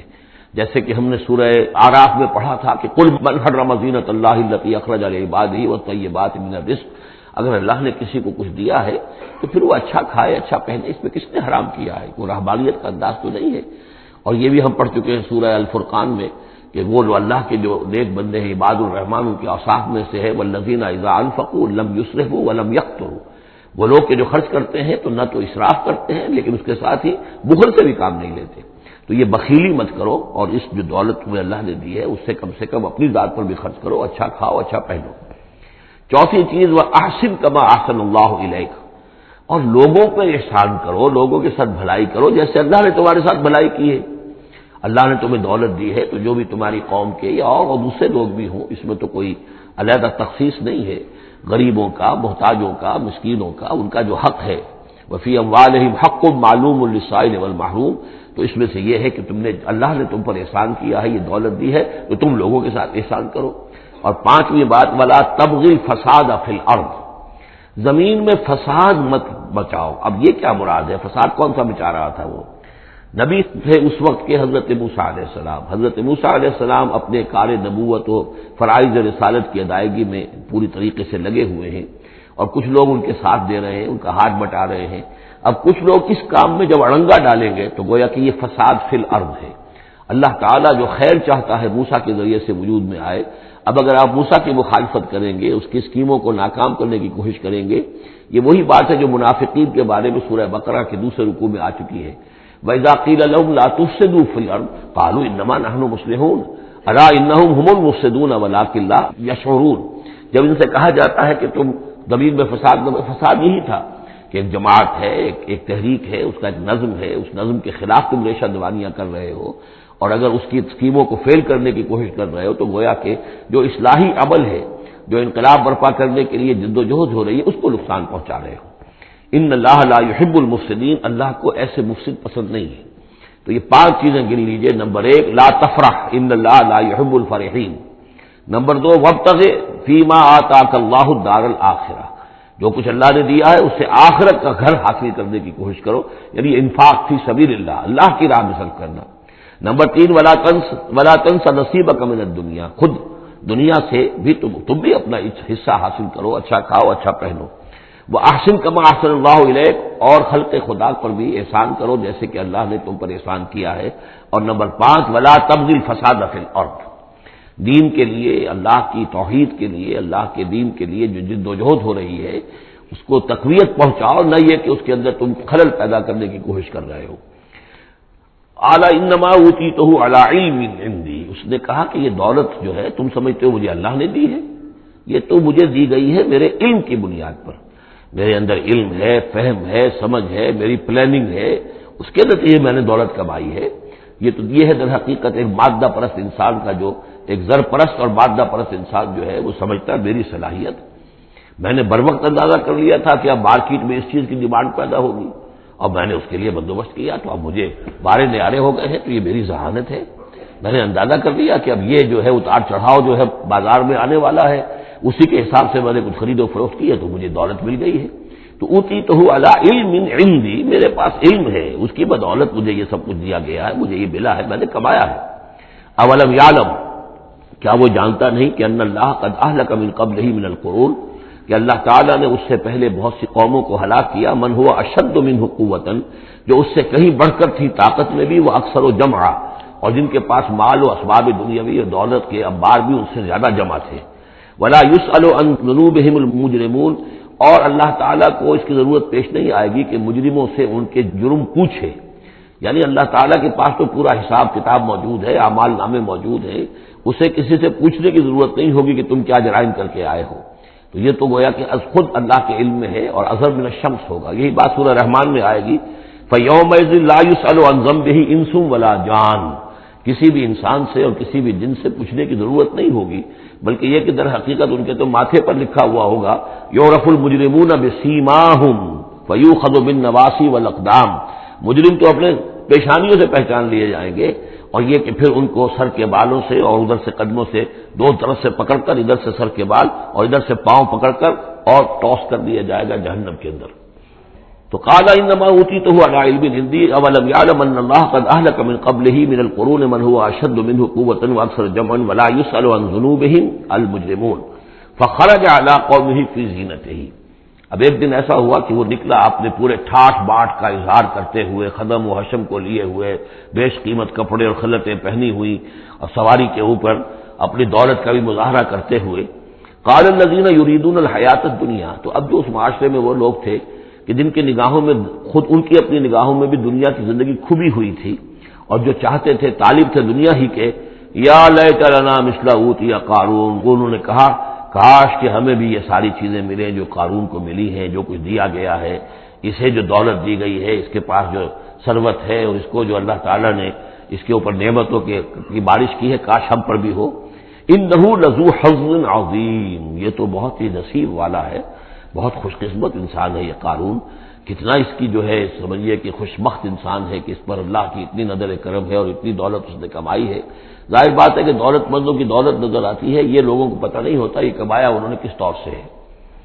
وقال الذین اوتوا العلم، اور کہا ان لوگوں نے کہ جنہیں علم دیا گیا تھا، جو صاحب علم و فہم تھے، جنہیں معلوم تھا اصل حقیقت، انہوں نے کہا ویلکم، تمہارے لیے خرابی ہے، ثواب اللہ خیر لمن آمن وعمل صالحا،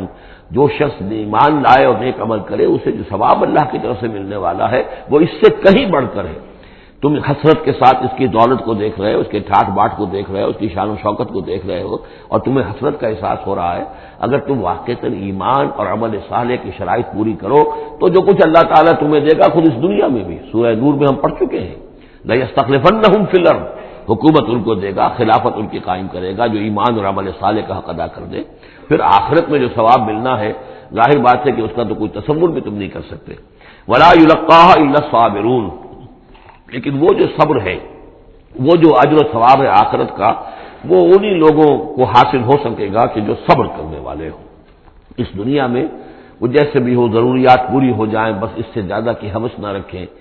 ایسا نہ ہو کہ کسی کے سامنے ہاتھ پھیلانا پڑے۔ حضور کی حدیث ہے ما قل و کفا خیر مما کثر والھا، کم ہو چیز لیکن کفایت کر جائے، ضرورت پوری ہو گئی، وہ اس سے کہیں بہتر ہے کہ زیادہ ہو، بہتات ہو، دولت بہت ہے اور وہ اللہ سے غافل کر دے، اس لیے کہ جب بہتات ہوگی تو انسان پر غفلت طاری ہو جائے گی۔ جب ایسا ہو کہ آج کے کھانے کا تو ہے، کل کے لیے اللہ پر توکل ہے تو اللہ یاد رہے گا، پھر انسان اللہ کو بھولے گا نہیں۔ تو ما قل و کفا خیر مما کثر والھا ولا يلقاها الا الصابرون فخسفنا به وبداره الارض، تو ہم نے اسے یعنی قارون کو اور اس کے محل کو ہم نے دھسا دیا زمین میں، اللہ تعالیٰ کی طرف سے عذاب خسف کا آیا اس پر۔ فما كان له من فئة ينصرونه، تو اس کے نہ تو کوئی ایسا لاؤ لشکر رہا کہ جو اس کی مدد کرتا من دون اللہ، اللہ کے مقابلے میں، وما كان من المنتصرین، نہ خود وہ اس قابل تھا کہ کوئی انتقام لے سکتا اللہ سے، معاذ اللہ۔ وَأَصْبَحَ الَّذِينَ تَمَنَّوْا مَكَانَهُ، اب وہ لوگ کہ جو تمنا جنہوں نے کی تھی بالامس، جو گزشتہ شام، اب جس رات کو وہ خسف ہوا ہے، اگلے روز جو دھوم مچی کہ وہ تو قارون کا محل جو زمین میں دھس گیا، اس کے سارے خزانے بھی گئے، وہ خود بھی گیا زمین کے اندر، تو اب جو وہاں پر شور ہوا ہوگا تو وہی لوگ جو پچھلی شام کو تو یہ کہہ رہے تھے کاش ہمیں بھی وہی کچھ ملے جو کچھ قارون کو دیا گیا ہے، یہ تو بڑا خوش قسمت انسان ہے۔ وَأَصْبَحَ الَّذِينَ تَمَنَّوْا مَكَانَهُ، جنہوں نے یہ چاہا تھا کہ وہی مقام و مرتبہ اور وہی چیزیں انہیں بھی مل جائیں، بالامس سے پچھلی دن، یقولون، وہ یہ کہنے لگے یہ وَيْكَ أَنَّ اللَّهَ يَبْسُطُ الرِّزْقَ لِمَن يَشَاءُ مِنْ عِبَادِهِ وَيَقْدِرُ، کہ بھئی یہ تو اللہ تعالیٰ کی طرف سے ہے کہ وہ جس کے لیے چاہتا ہے رزق شادہ کر دیتا ہے اپنے بندوں میں سے، اور جس کے لیے چاہتا ہے تنگ کر دیتا ہے یا ناپ توڑ کر دینا شروع کر دیتا ہے۔ لولا ان من اللہ علینا، اگر اللہ تعالیٰ نے ہم پر احسان نہ فرمایا ہوتا، لخسف بنا، تو ہم بھی اسی طریقے سے خسف کر دیے گئے ہوتے، یعنی ہم تو کہہ رہے تھے کہ ہم بھی اس جیسے ہو جائیں، ہمیں بھی اس کی سی دولت مل جائے، لیکن اس کی دولت کا جو انجام آج ہماری نگاہوں کے سامنے آیا ہے، لولا ان من اللہ، اگر اللہ تعالیٰ نے ہم پر یہ احسان نہ کیا ہوتا کہ ہمارے پاس وہ دولت نہیں تھی، لخسف بنا، تو ہم کو بھی اسی طریقے سے زمین میں دھسا دیا گیا ہوتا۔ وَكَأَنَّهُ لَا يُفْلِحُ الْكَافِرُونَ، خرابی، لیکن یہ جان لو کہ کافر لوگ فلاح نہیں پائیں گے، بڑی خرابی ہے، بڑی ہلاکت ہے، اور کافر لوگ جو ہے وہ فلاح نہیں پائیں گے۔ تو یہ کردار ہے قارون کا۔ اب اس صورت کے آخری آیات ہیں، اور میں چونکہ اب ابتدا میں جس قدر اہتمام کے ساتھ یہ جوڑوں کا تعلق بیان کر رہا تھا، کیونکہ میں نے محسوس کیا کہ اب رفتار تیز ہونی چاہیے، اس میں کچھ کمی کر دی ہے۔ اب یہاں بھی نوٹ کر لیجیے گا کہ یہی سورۃ القصص اور اس سے پہلے سورۃ النمل، ان کے درمیان کیا کیا مشابہتیں ہیں، خاص طور پر اس آخری آیات میں۔ فرمایا تلک الدار الآخرۃ نجعلها للذین لا یریدون علوا فی الارض ولا فسادا، یہ جو آخرت کا گھر ہے یہ ہم نے ریزرو کیا ہے ان لوگوں کے لیے کہ جو زمین میں اپنی بڑائی، اپنا اقتدار نہیں چاہتے، اپنی بلندی نہیں چاہتے اور نہ فساد چاہتے، وہ اللہ کے دین کی سربلندی کے لیے محنت کر رہے ہیں، اس کے نتیجے میں ہو سکتا ہے کہ اللہ تعالیٰ انہی کو ذمہ داری دے دے حکومت کی، لیکن وہ طالب نہیں ہے حکومت کے، وہ اپنی سربلندی کے طالب نہیں ہے۔ اس سے زمین و آسمان کا فرق ہے کہ ایک ہے کہ آپ کسی نظریے کے لیے کام کر رہے ہیں، اب نظریے میں اگر آپ کی جد و جہد ہے، انقلاب میں آپ کامیاب ہو گئے تو ظاہر بات ہے کہ پھر انقلاب کے بعد ذمہ داری سنبھالنی پڑے گی۔ محمد رسول اللہ صلی اللہ علیہ وسلم ہی کو مدینے کی اس چھوٹی سی شہری ریاست جو وجود میں آئی تھی، آخر اس کی ذمہ داری سنبھالنی پڑی، حالانکہ آپ خدا نہ خواستہ کوئی اقتدار کے طالب یا اقتدار کے بھوکے تو نہیں ہو سکتے تھے، لیکن یہ ہے کہ طلب جو ہے وہ اللہ جانتا ہے دل میں کس کے طلب ہے۔ اگر کوئی ذاتی طور پر اقتدار کا خواہاں ہے، اب چاہتا ہے کہ میرا نام اونچا ہو جائے اور مجھے اختیار مل جائے اور میرا اقتدار ہو، تو وہ شخص اللہ تعالیٰ کے ہاں ڈسکوالیفائی ہو جاتا ہے، یہ پھر اللہ کے گھر کے لیے نہیں ہے۔ اللہ کا گھر جو ہے تلک الدار الآخرہ، یہ تو ہم نے رکھا ہوا ہے خاص طور پر مخصوص کر کے، ریزرو کر کے، للذین لا یریدون علوا فی الارض، جو زمین میں اپنے اقتدار کے خواہاں نہیں ہیں، ولا فسادہ، نہ زمین میں فساد بچانا چاہتے ہیں، والعاقبۃ للمتقین، اور عاقبت یعنی پچھلا گھر جو ہے، عاقبت کی پچھلی زندگی جو ہے یقیناً یہ اہل تقویٰ کے لیے، اس کی بھلائیاں، اس کے محاسن، اس کا عیش اور آرام وہ اللہ تعالیٰ نے اپنے متقی بندوں کے لیے خاص کیا ہے۔ من جاء بالحسنۃ فلہ خیر منہا، یہ آیت میں آئی ہے سورہ نمل کے بھی آخری حصے میں، جو کوئی شخص کوئی نیکی لے کر آئے گا تو اسے بدلہ ملے گا اس سے بہتر۔ ومن جاء بالسیئۃ، اور جو کوئی بدی لے کر آئے گا فلا یجزی الذین عملوا السیئات الا ما كانوا یعملون، تو وہ لوگ کہ جو ان برائیوں کا ارتکاب کر رہے ہیں انہیں بدلہ نہیں دیا جائے گا مگر وہی جو کچھ کہ وہ کر کے لائے۔ مطلب یہ کہ اللہ تعالیٰ کی طرف سے اضافہ نہیں ہوگا، جتنے جرم کیے ہیں اتنی ہی سزا، لیکن اہل ایمان اور اہل صلاح جو ہیں ان کی نیکیوں میں اللہ تعالیٰ 10 گنا دے، 700 گنا دے، اس سے بھی بڑھا دے، یضاعف لمن یشاء، تو یہ اللہ تعالیٰ کی مرضی ہے، جتنا چاہتا ہے دیتا، خیر منہا، بہرحال جو کچھ کر کے لے جاؤ گے اس سے بہتر ملے گا۔ لا یجزی الذین عملوا السیئات الا ما كانوا یعملون، انہیں وہی کچھ ملے گا جو کچھ کہ وہ عمل کر کے لائے تھے۔ ان الذی فرض علیک القرآن لرادک الی معاد، سورہ نمل میں آیا تھا کہ مجھے وَأُمِرْتُ أَنْ أَتْلُوَ الْقُرْآنَ، مجھے تو حکم دیا گیا میں قرآن سناتا رہوں، قرآن پڑھ کر تمہارے سامنے، قرآن کے ذریعے سے انذار اور تبشیر اور قرآن کی تبلیغ اور قرآن کے ذریعے سے تذکیر اور قرآن کے ذریعے سے تمہارے جو نفسیاتی اور روحانی روگ ہیں ان کی شفا کے لیے میں کوشش کرتا رہوں، میرا کام تو یہ ہے۔ ان اتلو القرآن، مجھے حکم دیا گیا میں قرآن کی تلاوت کرتا رہوں، تلاوت پڑھ کر قرآن کو میں سناتا رہوں۔ اب یہاں اسی کو تعبیر کیا، ان الذی فرض علیک القرآن، اے نبی جس ہستی نے آپ پر اس قرآن کی ذمہ داری ڈال دی ہے، اس کی تبلیغ آپ کے لیے فرض تھی، جیسے کہ ہم سورہ مائدہ میں آج پڑھا ہے، یا ایھا الرسول بلغ ما انزل الیک من ربک وان لم تفعل فما بلغت رسالتہ، اس قرآن کی تبلیغ کرنا آپ پر فرض ہے۔ اور جیسا کہ میں آپ کو بتا چکا ہوں، پھر آپ نے امت کے حوالے کر دی کہ اب امت کے فرض ہے، فلیبلغ الشاہد الغائب، فلیبلغ یہ فعل امر ہے، اب لازم ہے کہ وہ پہنچائیں جو یہاں ہے ان کو، جو یہاں نہیں ہے۔ اس طریقے سے یوں سمجھیے کہ ایک سلسلہ جو ہے وہ شروع کر دیا گیا، لیکن یہاں فرمایا جا رہا ہے نبی ان الذی فرض علیک القرآن، جس ہستی نے آپ پر یہ قرآن فرض کیا ہے، جس ہستی نے آپ پر قرآن کی ذمہ داری عائد کی ہے، یہی ذمہ داری اصل میں پھر جو ہم میں سے ہر ایک پر آتی ہے وہی ہے جو میرے کتابچے میں نے وضاحت کے ساتھ بیان کی ہے کہ وہ 5 ذمہ داریاں ہیں۔ اللہ قرآن پر ایمان جیسا کہ ایمان کا حق ہے، قرآن کی تلاوت جیسے کہ تلاوت کا حق ہے، قرآن کو سمجھنا جیسے کہ سمجھنے کا حق ہے، قرآن پر عمل جیسے کہ عمل کا حق ہے، پھر قرآن کی تبلیغ، قرآن کو عام کرنا۔ ان الذی فرض علیک القرآن رادک الی معاد، وہ یقین آپ کو لوٹا لے جائے گی، وہ ہستی، وہ اللہ جس نے آپ پر یہ قرآن کی ذمہ داری ڈالی ہے، تبلیغ قرآن کا فریضہ آپ کے کاندھوں پر رکھا ہے، وہ یقیناً آپ کو پہنچائے گا بہت اچھی جگہ لوٹنے کی۔ معاد عاد یعود سے اس میں ظرف ہے، لوٹنا، لوٹنے کی جگہ۔ اب معاد سے مراد آخرت عام طور پر ہے، ایمان بالرسالت، ایمان باللہ، ایمان بالمعاد، ایمان بالآخرہ کو ایمان بالمعاد بھی کہا جاتا ہے۔ لیکن اس کے بارے میں بعض روایات ایسی ملتی ہیں کہ اس کا شان نزول یہ ہے کہ حضور صلی اللہ علیہ وسلم جب ہجرت کے سفر پر نکلے ہیں مکے سے، تو جو عام راستہ تھا اس سے ہٹ کر آپ نے، چونکہ اندیشہ تھا اور واقعہ تھا کہ تعاقب ہو رہا تھا، تلاش کیا جا رہا تھا، 3 دن رات تو آپ غار ثور میں روپوش رہے، پھر آپ نے ایک بڑا ہی سخت راستہ اختیار کیا تھا کہ جو پہاڑی راستہ تھا جو گزر رہا تھا، جس پر کہ کوئی انسان جاتا نہیں تھا، لیکن کچھ آگے چل کر وہ راستہ جو ہے وہ پھر اس مین راستے سے جا کر مل گیا۔ یوں سمجھیے یہ راستہ جا رہا تھا مین کہ جو مکے سے مدینے کا تھا، حضور نے ایک اور راستہ اختیار کیا، لیکن کچھ عرصے کے بعد وہ راستہ جا کر اس راستے کے ساتھ مل گیا۔ جہاں ملا، اب آپ خود سوچئے کہ وہاں ایک ایسی سچویشن آ گئی کہ حضور ایک ٹی پر کھڑے ہوئے ہیں، اب داہنی طرف جاتے ہیں تو مدینہ ہے اور بائیں طرف جاتے ہیں تو مکہ ہے۔ اس وقت حضور کے دل میں ایک ہوک سی اٹھی ہے، اس لیے کہ جب آپ مکے سے روانہ ہوئے تھے تب بھی روایات میں آیا ہے کہ آپ کعبے سے لپٹ کر آپ نے یہ کہا تھا کہ بیت اللہ مجھے تجھ سے بڑی محبت ہے، لیکن میں کیا کروں، یہاں کے لوگ مجھے یہاں رہنے نہیں دے رہے، تو گویا کہ کعبے سے یہ جدائی تو آپ پر شاہ گزر رہی تھی۔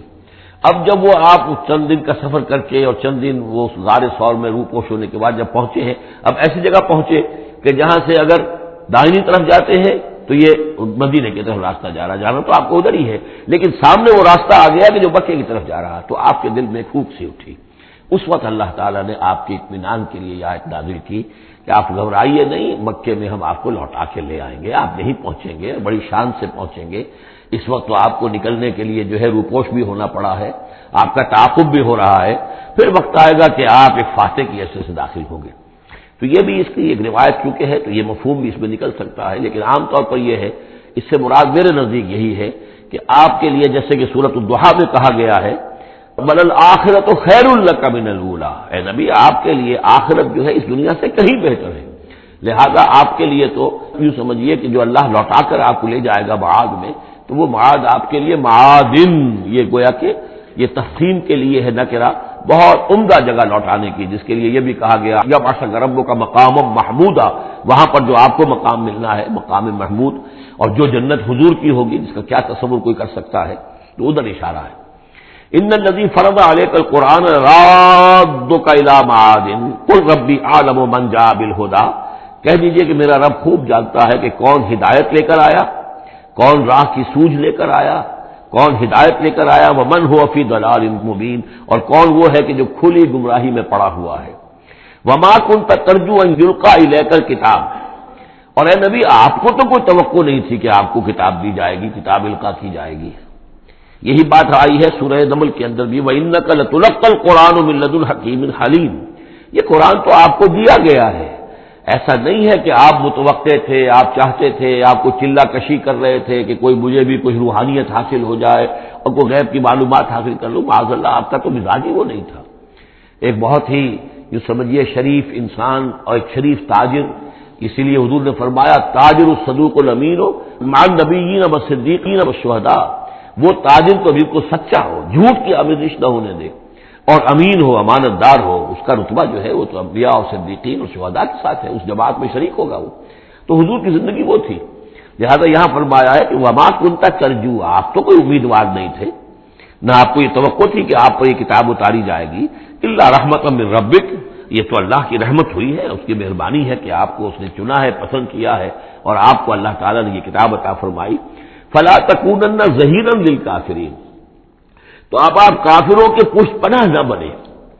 اس میں اشارہ ہو رہا ہے سمجھ، جیسے کہ ہم پڑھ چکے ہیں سورہ نساء کے اندر کہ اے مسلمانوں، گویا کہ یہ بات کہی گئی تھی کہ تم اپنی عصبیت اور قبائلی عصبیت کی وجہ سے،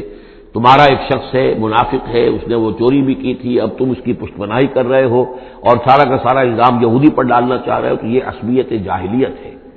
یہاں ذکر کیا جا رہا ہے فلا تکونن ظہیرا للکافرین۔ اب ظاہر بات ہے کہ حضور جب مکے میں دعوت دے رہے ہیں تو اب رشتے جو ہیں وہ کٹ رہے ہیں، گویا کہ ابو لہب سگا چچا ہے لیکن دشمنی کی انتہا کیے ہوئے ہیں۔ اب آپ اپنے رشتوں کو، ان کافرین کے ساتھ اپنے تعلقات کو کوئی اہمیت نہ دیں، ان کے ساتھ کسی عصبیت کا کوئی اگر اثر کہیں ہو بھی، کہیں اگر کوئی یعنی بہت ہی ادنا سا خفیف سا بھی شائبہ اگر دل میں ہو تو اس کو بھی آپ نکال دیجیے۔ یہی لفظ کہے تھے حضرت موسیٰ علیہ السلام نے جب وہ قبطی مارا گیا تھا ان کے ہاتھوں، تب جب اللہ تعالیٰ نے توبہ قبول کر لی کہ میں کبھی بھی ابھی کسی کافر کا اور کسی ایسے شخص کا، میں ظالم کا ظہیر نہیں بنوں گا، پشت پناہ نہیں بنوں گا، تو وہی حکم حضور کو دیا جا رہا ہے۔ وَلَا يَصُدَّنَّكَ عَنْ آيَاتِ اللَّهِ بَعْدَ إِذْ أُنزِلَتْ إِلَيْكَ، یہ اسی سورہ مبارکہ میں یہ آیت نمبر 17 تھی یہ۔ وَلَا يَصُدُّنَّكَ عَنْ آيَاتِ اللَّهِ بَعْدَ إِذْ أُنزِلَتْ إِلَيْكَ، اور نہ آپ کو برگشتہ کر سکیں، روک سکیں، آپ کے رخ کو موڑ دیں اللہ کی آیات سے، بعد اذ انزلت الیک، جبکہ وہ آپ پر نازل کر دی گئی، ودعو الی ربک، یعنی یہ آپ کے کنبے والے، قبیلے والے، آپ کے یہ قریش جو ہیں، جو آپ ہی کے قبیلے کے لوگ ہیں، اگر آپ ان کے ساتھ کوئی اپنا بھائی چارہ رکھیں گے اور کوئی ان کے ساتھ تعلق قلبی جو ہے استوار رکھنے کی کوشش کریں گے، اگر کسی درجے میں بھی یہ قبائلیت جو ہے آپ کے اندر رہی تو یہ روک دیں گے پھر آپ کو، یہ تو پھر اس سے استعمال کریں گے اور اس کی بنا پر جو ہے وہ پریشرائز کرنے میں آپ کو کامیاب ہو جائیں گے کہ وہ آپ کو قرآن مجید کی جو آیات آپ پر نازل ہو رہی ہیں ان سے برگشتہ کر دیں۔ ولا یصدنک، اور نہ کرنے پائیں آپ کو برگشتہ اللہ کی آیات سے، بعد اذ انزلت الیک، اس کے بعد کہ وہ آپ پر نازل کر دی گئی ہیں، ودعو الی ربک، اور اپنے رب کی طرف دعوت دیتے رہیے، ولا تکونن من المشرکین، اور دیکھیے شرک سب سے گھناؤنا جرم ہے تو اس کا کوئی شائبہ بھی اپنے قریب بتانے دیجیے۔ ولا تدعوا مع اللہ الہا آخر، جیسا کہ میں نے بار بار عرض کیا ہے، اس میں خطاب تو ہوتا ہے بظاہر حضور سے واحد کے سیرے میں، لیکن یہ کہ یہ خطاب صرف حضور سے نہیں ہے، بلکہ اصلاً اس کے مخاطب مسلمان ہیں حضور کے وساطت سے۔ وَلَا تَدْعُوا مَعَ اللَّهِ إِلَٰهًا آخَرَ، اور مت کسی کو پکارو اللہ کے ساتھ کسی اور الہ کو، لا الہ الا ہو، اس کے سوا کوئی معبود نہیں ہے، کل شیء ہالک الا وجہہ، ہر شے فنا میں ہے یا فنا ہو جائے گی سوائے اس کا چہرہ۔ اب یہ کہ اللہ کا چہرہ کون سا ہے، اور یہ کہ اگر اللہ کا چہرہ جو ہے صرف اس کے لیے فنا نہیں تو کیا اللہ کے لیے کوئی باقی اعضاء بھی ہیں، ان کے لیے فنا ہے؟ معاذ اللہ ثم معاذ اللہ۔ یہ آیات جیسا کہ میں نے عرض کیا کہ اللہ کی ذات سے متعلق ہوں، عالم برزخ سے متعلق ہوں، عالم غیب اور عالم آخرہ کی، ان کے بارے میں بس جتنا کچھ بتا دیا ہے اس کے اوپر اکتفا کی جائے، اس سے آگے منطق کے حوالے سے اس کا جو ہے لازم اور ملزوم کے ایک ایک قدم بڑھاتے نہ جائیں تو اس میں یہ ہے کہ انسان جو پھر غلط راستے پر پڑ جائے گا۔ العجز عن درک ذات ادراک، حضرت ابوبکر صدیق نے فرمایا تھا اللہ تعالیٰ کی ذات تو وہ ہے کہ جب انسان یہ سمجھ لے کہ میں اس کی ذات کو نہیں سمجھ سکتا، بس یہی ادراک ہے، یہی معرفت ہے کہ اللہ کا کی ذات جو ہے وراء الورا ثم وراء الورا ثم وراء الورا۔ یہ الفاظ شیخ احمد سرہندی، جن کو ہم مجدد الفسانی رحمۃ اللہ علیہ کے نام سے جانتے ہیں، وہ اپنے خطوط میں مکاتیب میں انہوں نے بار بار یہ الفاظ کہے، ذات باری تعالیٰ وراء الورا ثم وراء الورا ثم وراء الورا، اس کا کوئی تصور کسی انسان کے لیے ممکن نہیں ہے۔ لیکن یہ کہ ہر شے ہلاک ہو جانے والی ہے سوائے اللہ کے چہرے کے، ظاہر بات ہے کہ ہر شے کے لیے فنا ہے، اور یہاں پہ اکثر لوگوں نے پھر اس منہ سے مراد لیا پوری ہستی، جیسے کہ ہم بھی کسی کے منہ دیکھو کہ یہ کام کر رہا ہے تو گویا کہ کسی کے لیے، کسی کے رضا جوئی کے لیے کر رہا ہے، تو اس اعتبار سے گویا کہ ذات باری تعالیٰ تو ہے کہ جو ہمیشہ قائم رہنے والی ہے، اور یہاں اس کے چہرے سے مراد اس کی پوری ذات ہے۔ باقی جو کچھ ہے، اب جو ہمارے ہاں صوفیہ ہیں جو وحدت وجود کے قائل ہیں وہ تو اب بھی سمجھتے ہیں کہ باقی جو کچھ ہے وہ ہے ہی نہیں، معدوم کے درجے میں ہے، اس کی کوئی حقیقت نہیں ہے۔ کل ما فی الکون وہم او خیال او وقوف فی المرایا او ظلال، جو بھی کچھ اس کائنات کے اندر ہے اللہ کی ذات کے سوا یا تو وہ وہم ہے، کل ما فی الکون وہم او خیال او وقوف فی المرایا، یا جیسے کہ شیشوں میں عکس نظر آتے ہیں، آئینہ قد آدم ہے، آپ اس کے سامنے کھڑے ہیں تو آپ پیچھے بھی نظر آ رہے ہیں، اس کے ہے تو نہیں آپ وہاں، جو جیسے کہ شیشے میں عکس ہوتا ہے کہ اس کا وجود کوئی نہیں، اسی طریقے سے یہ کائنات جو ہے اپنی اصل کے اعتبار سے معدوم کے درجے میں ہے۔ اور پھر یہ کہ یہ بھی ہمارا عقیدہ ہے کہ ہر شے فنا ہو جائے گی۔ لہ الحکم، اسی کے لیے ہے اختیار، بادشاہی، حکومت، وَإِلَيْهِ تُرْجَعُونَ، اور اسی کی طرف تم لوٹا دیے جاؤ گے۔ یہاں یہ چار صورتیں جو تھیں اس گروپ کی، وہ میں نے عرض کیا تھا کہ چار ایک مزاج کی ہیں، اور اب جو چار ہیں وہ ایک مزاج کی ہیں، اور یہ چاروں اب شروع جو ہو رہی ہیں وہ الف لام میم سے ہو رہی ہیں۔ ان میں سب سے پہلی سورۃ العنکبوت۔ بارک اللہ لی و لکم فی القرآن العظیم ونفعنی وإیاکم بالآیات والذکر الحکیم۔ بارک اللہ لی و لکم فی القرآن العظیم ونفعنی وإیاکم بالآیات والذکر الحکیم۔ بارک اللہ لی و لکم فی القرآن العظیم ونفعنی وإیاکم بالآیات والذکر الحکیم۔ بارک اللہ لی و لکم فی القرآن العظیم ونفعنی وإیاکم بالآیات والذکر الحکیم۔ بارک اللہ لی و لکم فی القرآن العظیم ونفعنی وإیاکم بالآیات والذکر الحکیم۔ بارک اللہ لی و لکم فی القرآن العظیم ونفعنی